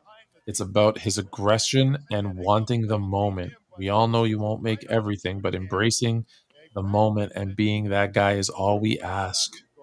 That's a shot at someone who pretends to make the right basketball play because he's too scared to take the last shot. I mean, I feel like LeBron has attempted, some shots so much. So I don't know where that's coming from. No, my favorite LeBron argument about making the right basketball play is like, oh yeah, he didn't like the two shots that saved his legacy. Is like, oh yeah, he made the decision. Like LeBron is the one who made the decision for Kyrie to hit that shot. Are you kidding me? That was a one-on-one run-up play for Kyrie. Yeah. I don't think LeBron made a couple big threes before to get them like back. LeBron had like 17 points in the fourth quarter, something like that. It was, Yeah. I mean, not 17. It was like something like that. It was something insane. That he But missed. we want the guys to take that last shot. Yes. Because here's the thing. When we say he makes the right basketball play, Kobe broke this down. I wish I could find it. It's an episode of Detail. And Kobe broke it down where LeBron goes, he drives straight down into the low post. Straight. No angle. They triple team him. He kicks it out to the corner. And whoever the player was, I forget his name, shoots, gets the shot in the corner and misses. And they go, it's okay that they lost. He made the right basketball play. And he said, no, he didn't make the right basketball play. He forced that to be the right basketball play. He goes, what he needed to do was take a different angle, attack the middle of the key, and shoot a pull-up jumper. Because the right basketball play, this is why I argue with people all the time who say that. What's the best basketball play? The best basketball play is the best player on your team taking the best possible shot. That's the best basketball play. Right? Copping out and giving it to a lesser player to take the last shot is not the best basketball play. Now, sometimes you have no choice and you have to do that. Cool. But if you do it purposely, that's where I think people have the issue with it. It's just, I get it. Yeah, I get that too. But there are certain moments where like Like one of them being Game 5 of the bubble finals when LeBron had to kick it out to Danny Green and Green literally missed a wide open three. Like, no, LeBron should not have taken that shot. It was, But no, but hold on. LeBron shouldn't have taken that shot. But that's Yes. what Kobe's point is that he put himself in a position where he had to make that pass. True. Yeah. Had he taken a better angle, right? Who do you want shooting that shot? A shot. Danny Green or LeBron, of course. LeBron? No, LeBron. LeBron, of course, yeah. LeBron has to do something different so that he can get a shot. I do think a lot of it is selective memory now, team. though. Even the team. What's that? I think a lot of it now is selective memory in a sense. Again, because I forgot to, like, sometimes I'll just get reminded of a game from, like, 06 playoff, 05 playoff run, 07 playoff run, where he's typically game-winning shot and he hits it. Like, clutch shot. Then, like, even I forget, this is the moment. You know what I mean? It's just 100%. We just remember the times where he passes versus where all the guys who are in this conversation, top 5, top 10 all time, whatever, they all have great moments. And that's why I say, and maybe you call me whatever you want to call me, I don't look at their great moments because they all have done enough positive to be in the conversation. That's why they're in the conversation. What I have to look at is who did the most wrong, who had the most bad moments, who had the most, because those are the things that really are going to decide it, is those screw ups. And that's what it is. The difference for me is that he has more screw ups. Mm-hmm.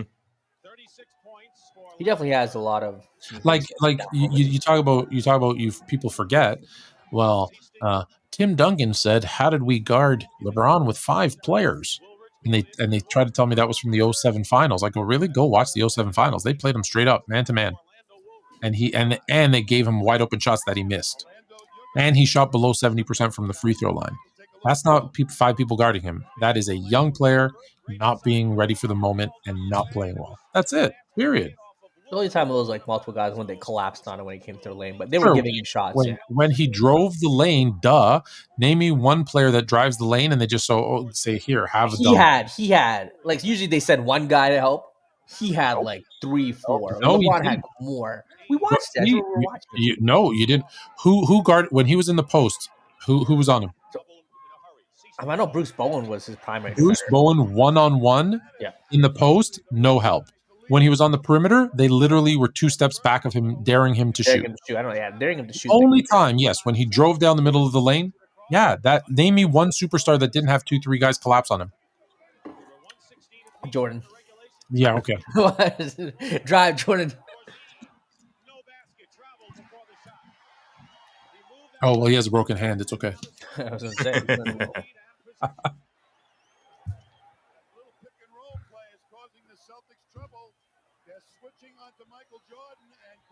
127, 129. Okay, so it's 2-point game.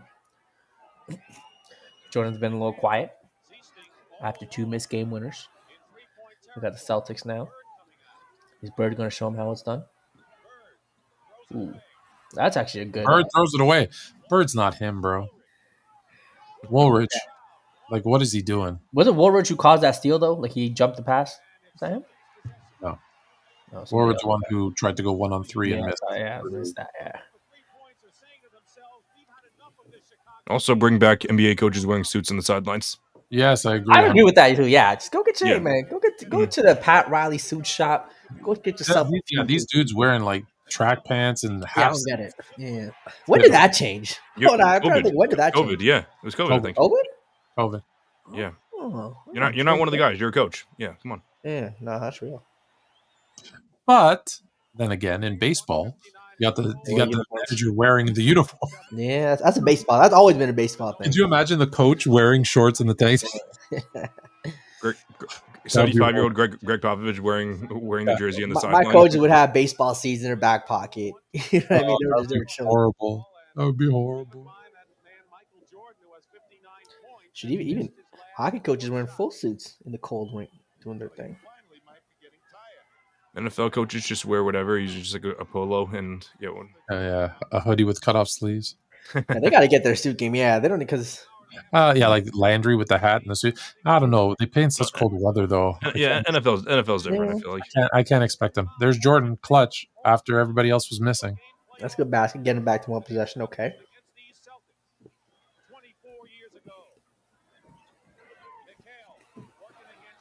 But okay, McHale. at this point, can we make an assessment? There's a minute and a half left. Do you feel like Jordan has been a hog in this game? No. No. His teammates were looking for him. Yeah, the ball hog narrative is just a complete lie and false. Yeah, they just keep trying to look at him. I will say there were some shots that I feel like he should have. Oh, that's tough. That's tough basket. Very too. tough. Yeah. Yeah. Tied it up. Ties it up with a minute left. Okay, let's see. So we know they had him. They must have told him to take a game-winning three that he got fouled on, makes 2 free throws because the NBA had a stupid rule to tie it and send it to overtime. He then misses a shot with 3 seconds left in overtime. Clutch basket. Good pass from McHale. He misses a shot in overtime to win it.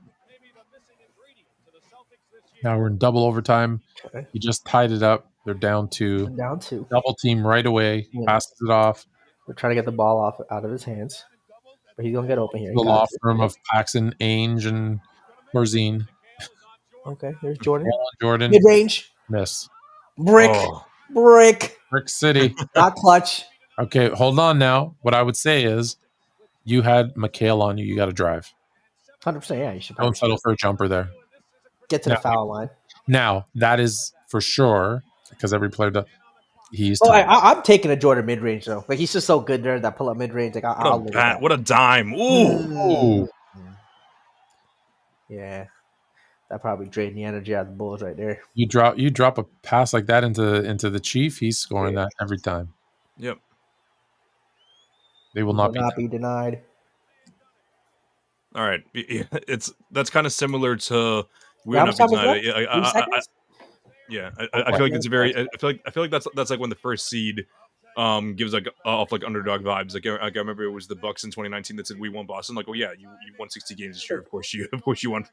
Jordan makes that shot so often. You know what I mean? Like that pull up. Yeah. I feel like that's what a pass. Nice pass by Bird. Yeah. I don't know. I feel like still like there's time on the clock. You got McHale on you. Take a step back and then take a run at him. Like you can beat him off the dribble. I'm sorry. I get what you're saying. You're right. Mm-hmm.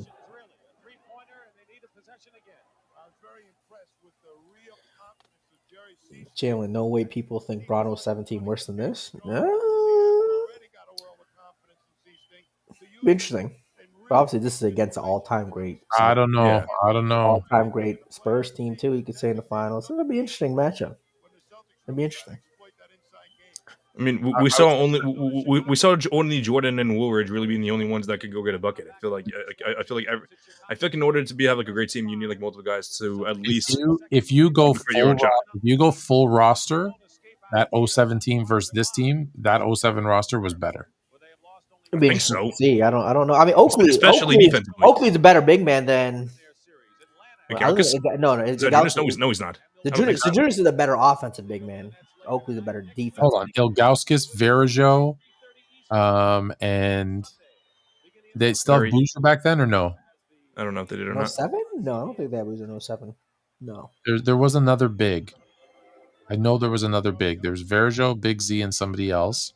Woolridge is a better scorer than anyone on that Caps team other than LeBron. Yes. Yeah. He is. But for every point you score, you give up 2. It's. I hear he's one of those guys. Yeah. It's kind of like fake stats a little bit. But yes, he is. I think he's a better. Well, I don't know. Larry Hughes didn't play in the finals, but up into the finals, I think Larry Hughes is a better scorer than Orlando Woolridge. They're very comparable players to me. Larry Woolridge. Larry's not a big defender either. But then you had guys. So already the front court's way better than Corzine and Oakley, and then.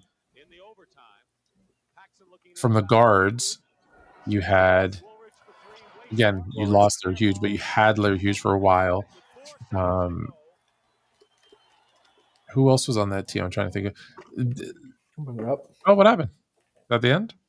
Yep, that's the end. Woolridge missed that 3. Can you go back? Can you go back a second? It's right here. It's right on screen. You can probably just. I was talking and I missed. Okay. Woolridge says, "I'll take it." Air balls. Now, if that was Jordan that did that, ball hog. Mm-hmm. Yep. Now, the most iconic thing that ever happened after that game was the Bulls being in the airport. And Jordan said, "Yeah, we lost, but I'm winning." Playing a card game against the rest of his Bulls. Have you ever seen that clip? How many? Never said No, that. I haven't seen that clip. No, I guess it wasn't in the Last Dance. So they're all sitting they're all sitting at the airport playing cards because they're waiting for their flight because, again, no chartered flight, right? They were flying commercial. So they're sitting at the airport and they're playing cards. And he's like, "Yeah, we just lost to the Celtics, but I'm winning," because he's taking all his teammates' money. And people are like, "Oh, I guess Jordan wasn't all about winning basketball games. He didn't care. And I'm like, no, I don't think you understand.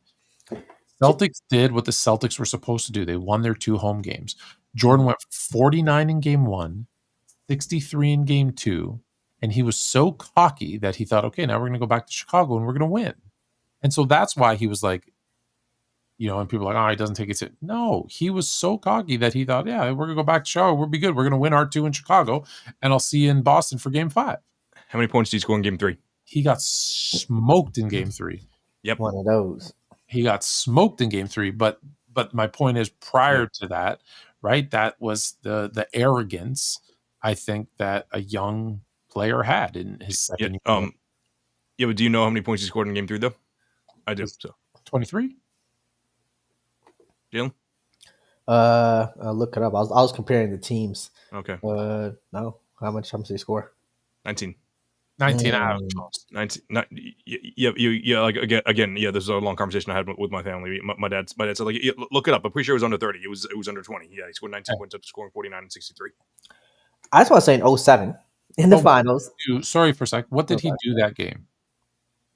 I think I'm pretty sure he had double-digit assists, if I'm not mistaken. Because that was the other thing is they were like, hey, because here's the other part that you have to think about. He scores 49, 62, they lose, and they lose. Coach says, hey, you scoring a bunch of points doesn't help. I need you to be more of a facilitator for your team. Yeah, 19, 10, and 9. 19 points, 10 rebounds, 9 assists. So they tell him, hey, Corzine got 22 points. Do more other things. Yeah, he only shot 18 times. So yeah, they were definitely game plan. There you go. So it was purposeful to do that. That also didn't work. Now, let's be clear. You got a 30-win team going up against a 60-win team, one of the greatest teams of all time. They're probably going to get swept anyway. Like, how often do you not expect them to get swept? But anyways, yes, Jalen. Sorry, you're saying the 7. In 2007, Zydrunas Ilgauskas in the finals averaged 7.8 points on 35% field goal percentage. As a big man, his second highest scorer was Drew Gooden at 12.8 points. Drew Gooden, that's the other big they had. Drew Gooden at 12.8 points and 8. He had Daniel Gibson giving me 10 points. And then you look at in '86, with his teammates, it's very close. Like it's a close comparison. There's never been a team. Look, Larry Hughes getting hurt them, but and there's never been a team in NBA history that lost their second leading scorer and won the series. Never in all 75 years. Never, not once. Wait. When Kyrie got hurt and LeBron in that run, they won. Right? Won an NBA final? Oh no, I thought you were talking about a playoff series. No. Never won the NBA final without their when they got second. Gotcha. I thought you were talking about playoff series. Gotcha. No. We've had no winning the finals. So, but that being said, I'm 100% the Cavs were outmatched against the Spurs and should have gotten swept. Sorry, should have lost the series. But I say this a million times. In game 4, LeBron goes 10 of 30, 2 of 6 from the free throw line, and they lose by 1 point. Yeah. He does have to take the responsibility for that loss. The series, you're right. 100 times out of 100, they lose that series. 100%. Just like the Bulls, 100 times out of 100 times lose to this Celtics team. But should they probably have won that game 2? Yeah, probably. I mean, game 3 and 4, if LeBron makes 2 or 3 extra baskets, they win both games. I mean, that's the thing. Yeah, those games were close. He shot 4. Yeah, but he makes one. He makes 1 extra 3. In game 4, they win 2 extra baskets. A couple A couple times he drives to the lane. A couple made free throws. They might. Let me see what he did free throws. Well, he was 7 for 8 free throw. Okay, his free throws actually weren't bad, but yeah, he made a couple baskets. They win. So yeah, no, for sure. Look, do I think Miami LeBron on that team might have beat the Spurs? I genuinely they might have been how that. No, because again, also think is the Spurs. That was Tim Duncan's worst final. We have to understand too, right? So I understand when we say those Spurs were, for sure better, but you put Miami LeBron on the Cavs team, and Tim Duncan has the worst playoff series of his career, or worst finals of his career, and arguably could be, one of his worst, when he was at his best, worst playoff series. I think they win that game. So different version of LeBron wins that. But that's also because, like I said, the Spurs, Tim Duncan. I don't think Tim Duncan gets forgotten how bad he played that series. And that gets kind of swept under the rug because they ended up winning. Because Tim Duncan was 18-11 on 44% as a big man. And this is, Tim Duncan, everything close to basket. That's not a Tim Duncan-esque finals. It's not, but like I said, that team was significantly better, top to bottom. It was, yeah. And so I don't think anyone's picking. I don't care what version of LeBron.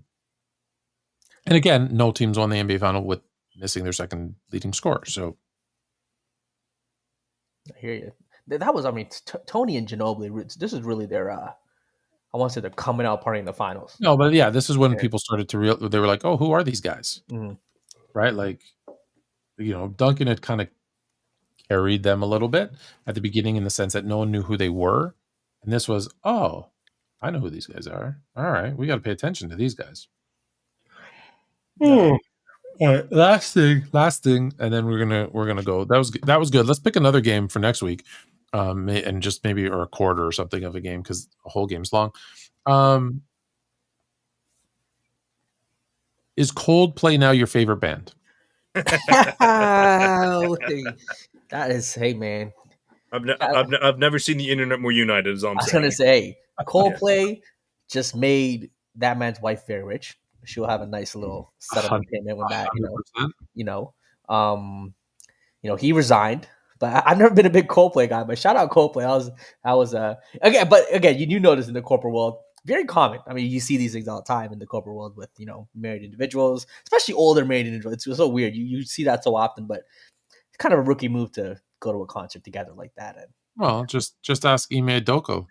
It happens in the sports world too. 100%. Sure does. And first they thought it was just a work wife situation, but that usually tends to lead itself to a little more here and there. Her husband, the HR person's husband, is also a CEO. Saw that. I didn't see that. Yeah, of a huge company. And the one that I found interesting, I don't know if it's true or not, because there's a lot of fake stuff that have come out. That apology letter from his apparently was fake. Also, the statement that he put out. Yeah. I'm also pretty sure that the so-called daughter made a video. I'm pretty sure like that wasn't his daughter that made it. Not the real daughter on TikTok. Yeah, that went wrong. And also, I'm pretty sure. I don't know if that was confirmed that it was fake. No, I've heard that was fake too, but I don't know. Yeah. But for sure, the letter is fake. I hear, and then also the girl that's caught kind of smiling there at the end. Yeah, apparently was passed up for that promotion for his girlfriend, and she colluded with the wife to make that happen. No way, that's too deep. No way. I don't think she got that much trust. Hey, Coldplay, I got to expose a couple here. My favorite part is the lead singer saying when he got them on the camera, saying, "Well, they've either having an affair or they're really shy." Did you hear? Have you heard? Yeah, yeah. Oh, awesome! I think it's crazy how the wife, she got rid of the last name on Facebook right away, and people found that on the internet too so quick. I'm like, that's wild. Yeah. All right. I'm loving me some Coldplay. Hey, shout out Coldplay, man. Thank you for not bringing up Marcus Smart at the end of the episode. By the way, I thought that was going to be the thing you brought up. So thank you for not bringing that up. Do you want to talk about Marcus Smart?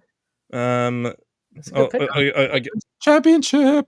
Hey, point of attack defender. Hopefully, to stay healthy. You got what you need. You got a big, whether he's good or not. I don't think he's good. A big, and you got perimeter defense. Now you got one good perimeter defender. Apparently, but I don't know how good. I don't know how much there is your ceiling, but we'll see. Listen, if Marcus Smart can play anywhere near the defense that he is capable of, and you have can you get away with a lineup that has Ayton, Vando, and Marcus Smart on with what is it? I guess it would have to be with Luka and LeBron to have some offense. If in certain spots, can that be a good enough? Certain spots, yeah. Better than they've had in the last 3-4 years from a defensive standpoint. I just could you play him with LeBron, Luka, and Reeves on the court?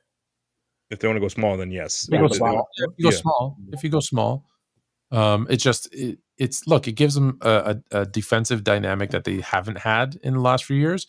But this isn't Depoy, Marcus Smart.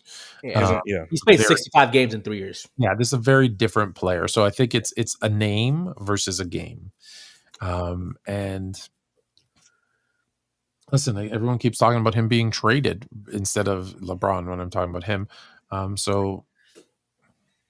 Hey, you see Bronny James in Summer League though? That point of attack defender, you know what? This was my biggest complaint last year when they drafted him. And everyone, and I said, look, he was drafted because of nepotism. And he was. It's not debatable. And everyone's like, well, look how good he's doing now. And I said, I know.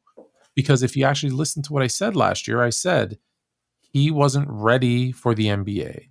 He needed another year or two to learn to play because he didn't even play. Like, if you think about it, in high school, he wasn't even the guy. Right, he was on a stacked team in high school where he didn't play. Then he goes to USC and he's not playing, and then he has the issues with the heart. Like, the dude hasn't played at a high level enough, and it's going to take him some time. So it's going to be the G League that seasons him. Fine. All I said was he should have stayed in college and gotten better because this is what he would have been doing in college this year. Is what you saw in G League at the end of last year and the beginning of this year. So why not let him dominate in college for a year and then give him the draft and then bring him in, right? That's all I was saying is that he wasn't ready, but he looks like, but here's the thing. He will forever be compared to LeBron. And is he going to put up 27, 7, and 7? Nah, he won't. No, he's not. He's not. Is he a serviceable player in the NBA? Yeah, he will be. I mean, ceiling might be like Danny Green. Like a prime Danny Green might be ceiling, which would be great. Be like 14, 15. I also think that we're romanticizing the G League a little too much because I know we love the idea, and I know that you talked about this on Fluent and Chill. The idea of making the G League the minor leagues of baseball, being able to develop the guys. That has happened in some ways, but the Celtics were first or second in the G League last year. JD Davison has been one of the best players in the league, G League, and he just doesn't have it. And I'm not saying that Bronny. I'm not saying Bronny, that's going to happen to Bronny, but I am saying if I'm LeBron fans, I'm not taking a victory lap in that sense by any stretch of the means. Oh, they will take a victory lap, but why I said it on Fluent and Chill is that there are players that just have gone through whatever at lower levels that didn't. Because college, I yell about college all the time, isn't about developing players. It's about making money, right? Yeah. The other leagues, the OTEs, the whatever else was there. All of those leagues are for making, whether it's Australia, Europe, those are all make money. That's all they care about. They don't care about teaching people how to play basketball. And so the G League is supposed to be a developmental league. Now, whether they do this or not, their job is to develop players and make them better so that you don't see them in the G League anymore. So that's why I'm saying they should really make that the focus of putting in coaches who, value skill development over wins, because you have teams like Toronto, for example, that have really done a great job with players Fred VanVleet, Pascal Siakam, OG Anunoby, all going through their G League affiliate, and they actually won kind of back-to-back, the 905 won back-to-back G League championships, even though it means nothing.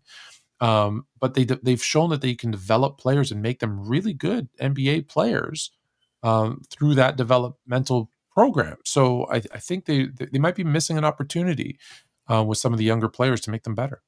I think with Bronny, the big thing that I think is impressive is a lot of times you see guys in the G League putting up big numbers or doing really well. They want to come to the NBA and do that. But he's basically made a note. He's not going to come to the NBA and give you fair enough. 20 Definitely. He's not going to try to. He understands his role. And again, he's totally the opposite of LeBron he doesn't like the media attention. He just wants to play basketball. LeBron, he likes the attention, he likes camera. Bronny, he really doesn't. You can tell he doesn't. He just wants to play basketball. He understands his job out there. Go out there, be a pesky defender, hit open shots. So I think it's a good sign. He wasn't blessed with his dad's 6'8", 250 frame. Oh, no doubt. But I think it's very easy. You see a lot of these other kids, come from famous followers or whatever who enjoy the spotlight, want the spotlight. You know, Really? what I mean? I don't see that. Like when I look at the, Gary Trent, when I look at, I'll talk about the Sanders. Shout out Sanders. I'll talk about the Sanders in football. I'm talking about basketball, not those showboaters. When I look at Gary Trent, Gary Payton, Steph Curry, Scottie Pippen, Seth Curry, like I don't. Yeah, but they're not like LeBron's type. You know what I mean? Like they're Gary Trent, like good NBA player, but yeah. None of them have the same. Yeah, that's like I compared to like Deion Sanders' kids because Deion has the persona. But that's fair. That's fair. I just in basketball, I feel like the kids typically come out and more humble because they realize like they've got a name. Well, like another example, Jalen is also it really depends because Eli hated the media, but Peyton loved it. So it's one of those as well. That's true. Yeah, they almost have to force Eli to like Peyton would do like the Saturday Night Lives and all that stuff, and he'd force Eli to join him. But yeah, you're right. Which it's hilarious now because Eli like avoided the media for his entire tenure, but now that he's retired, like he's like always like in like he loves it now. He loves it now. Yeah, I love that. Did you see that thing where he gets dressed up and he goes to try out for the college team or whatever? So that's funny. That's so hilarious. Yeah. All right. Wednesday, are you doing illegal politics or what is it? Yeah, we're back this weekend. Dirty politics. A lot to talk about. We're gonna find that Epstein list. Well, no, it doesn't exist. Right? I know they had it. They're going to share it, and now it never existed on the AG's desk, but not anymore. Apparently, yeah. I want to be clear. Your president, Chris. Yes, yeah, I'm aware you're pointing to me. Your president, even though you're not. Yeah. Oh, sorry. Your president. Are you on this side on yours? On yes, I'm on the. Okay. Yeah. I have it mirrored. So your president said, and this is all I want. This is all I want, and I'll be happy. Okay. He said he was going to release the Epstein list. Yes. He said he was going to release the UFO information, and he was going to open the file about JFK and make them all public. That's all I want. Those three things. And I'm happy. I don't care about anything else. You want to tariff Canada 1,000,000%? Go ahead. You want to do, I don't care. I want those three things. I want to know about the UFOs. I want to know about JFK, and I want the Epstein list. That's all I care about. And we ain't getting none of those. Sorry. And the most important thing that he promised me, I think he wrote an executive order, and I need your loser Prime Minister, Mark Carney, to do the same thing. The banning of all paper straws. I only want I'm with you on that. I only want plastic. Do you know that I have a glove box filled with plastic straws because I will not accept a paper straw? Like, I have to drive sometimes. I'm on the road a lot. Yeah. Like, no, I'll tell them, keep your straw. And they're like, are you sure? How are you going to drink it? I'm like, I've got my own. Plastic straws only. Hey, McDonald's, Burger King, bring back the straws, man. Wendy's, wherever you are, bring back plastic straws. Paper straws suck. All right. Yeah. Dirty politics Wednesday. What are you guys talking about this week? Do you know? I mean, it just kind of depends on what pops up over the next couple of days. You know what I mean? Whatever's kind of trending at the moment. Nothing already kind of. Yeah, nothing too big right now. All American Hoops Thursday, probably doing 7 o'clock this week. Had Possible Chairs on last week. That was awesome. Oh yeah, I like him. Yeah. We'll probably have one of the guys from Pick a Side on. Maybe not next week, but definitely the week after. Yeah, I don't know. Should I feel a little, Jalen? How should I feel a little shunned? He never invites me onto his show. I don't know. Maybe he only invites intelligent people. So you better invite me, Chris. You better invite me. Episode 100. I'm telling you, episode 100. Yeah, you'll be there. Here it is. Episode 100. All right, you got it. All right, everybody. Good night. Aaron Adams. Appreciate all the comments. Wootage as always. All the regulars. Shout out. There's Trey. This is a new. Ron Regis Whitelow. 94. Yes, you were right. It was. I haven't seen you in a while. All right, everybody else. Peace. Oh, Canada. Put on a suit, drink water, don't drink and drive. Hey, man, call your mother. It means nothing. It means nothing. Nah, they lying to you. It's about the money. Now you're more fluent.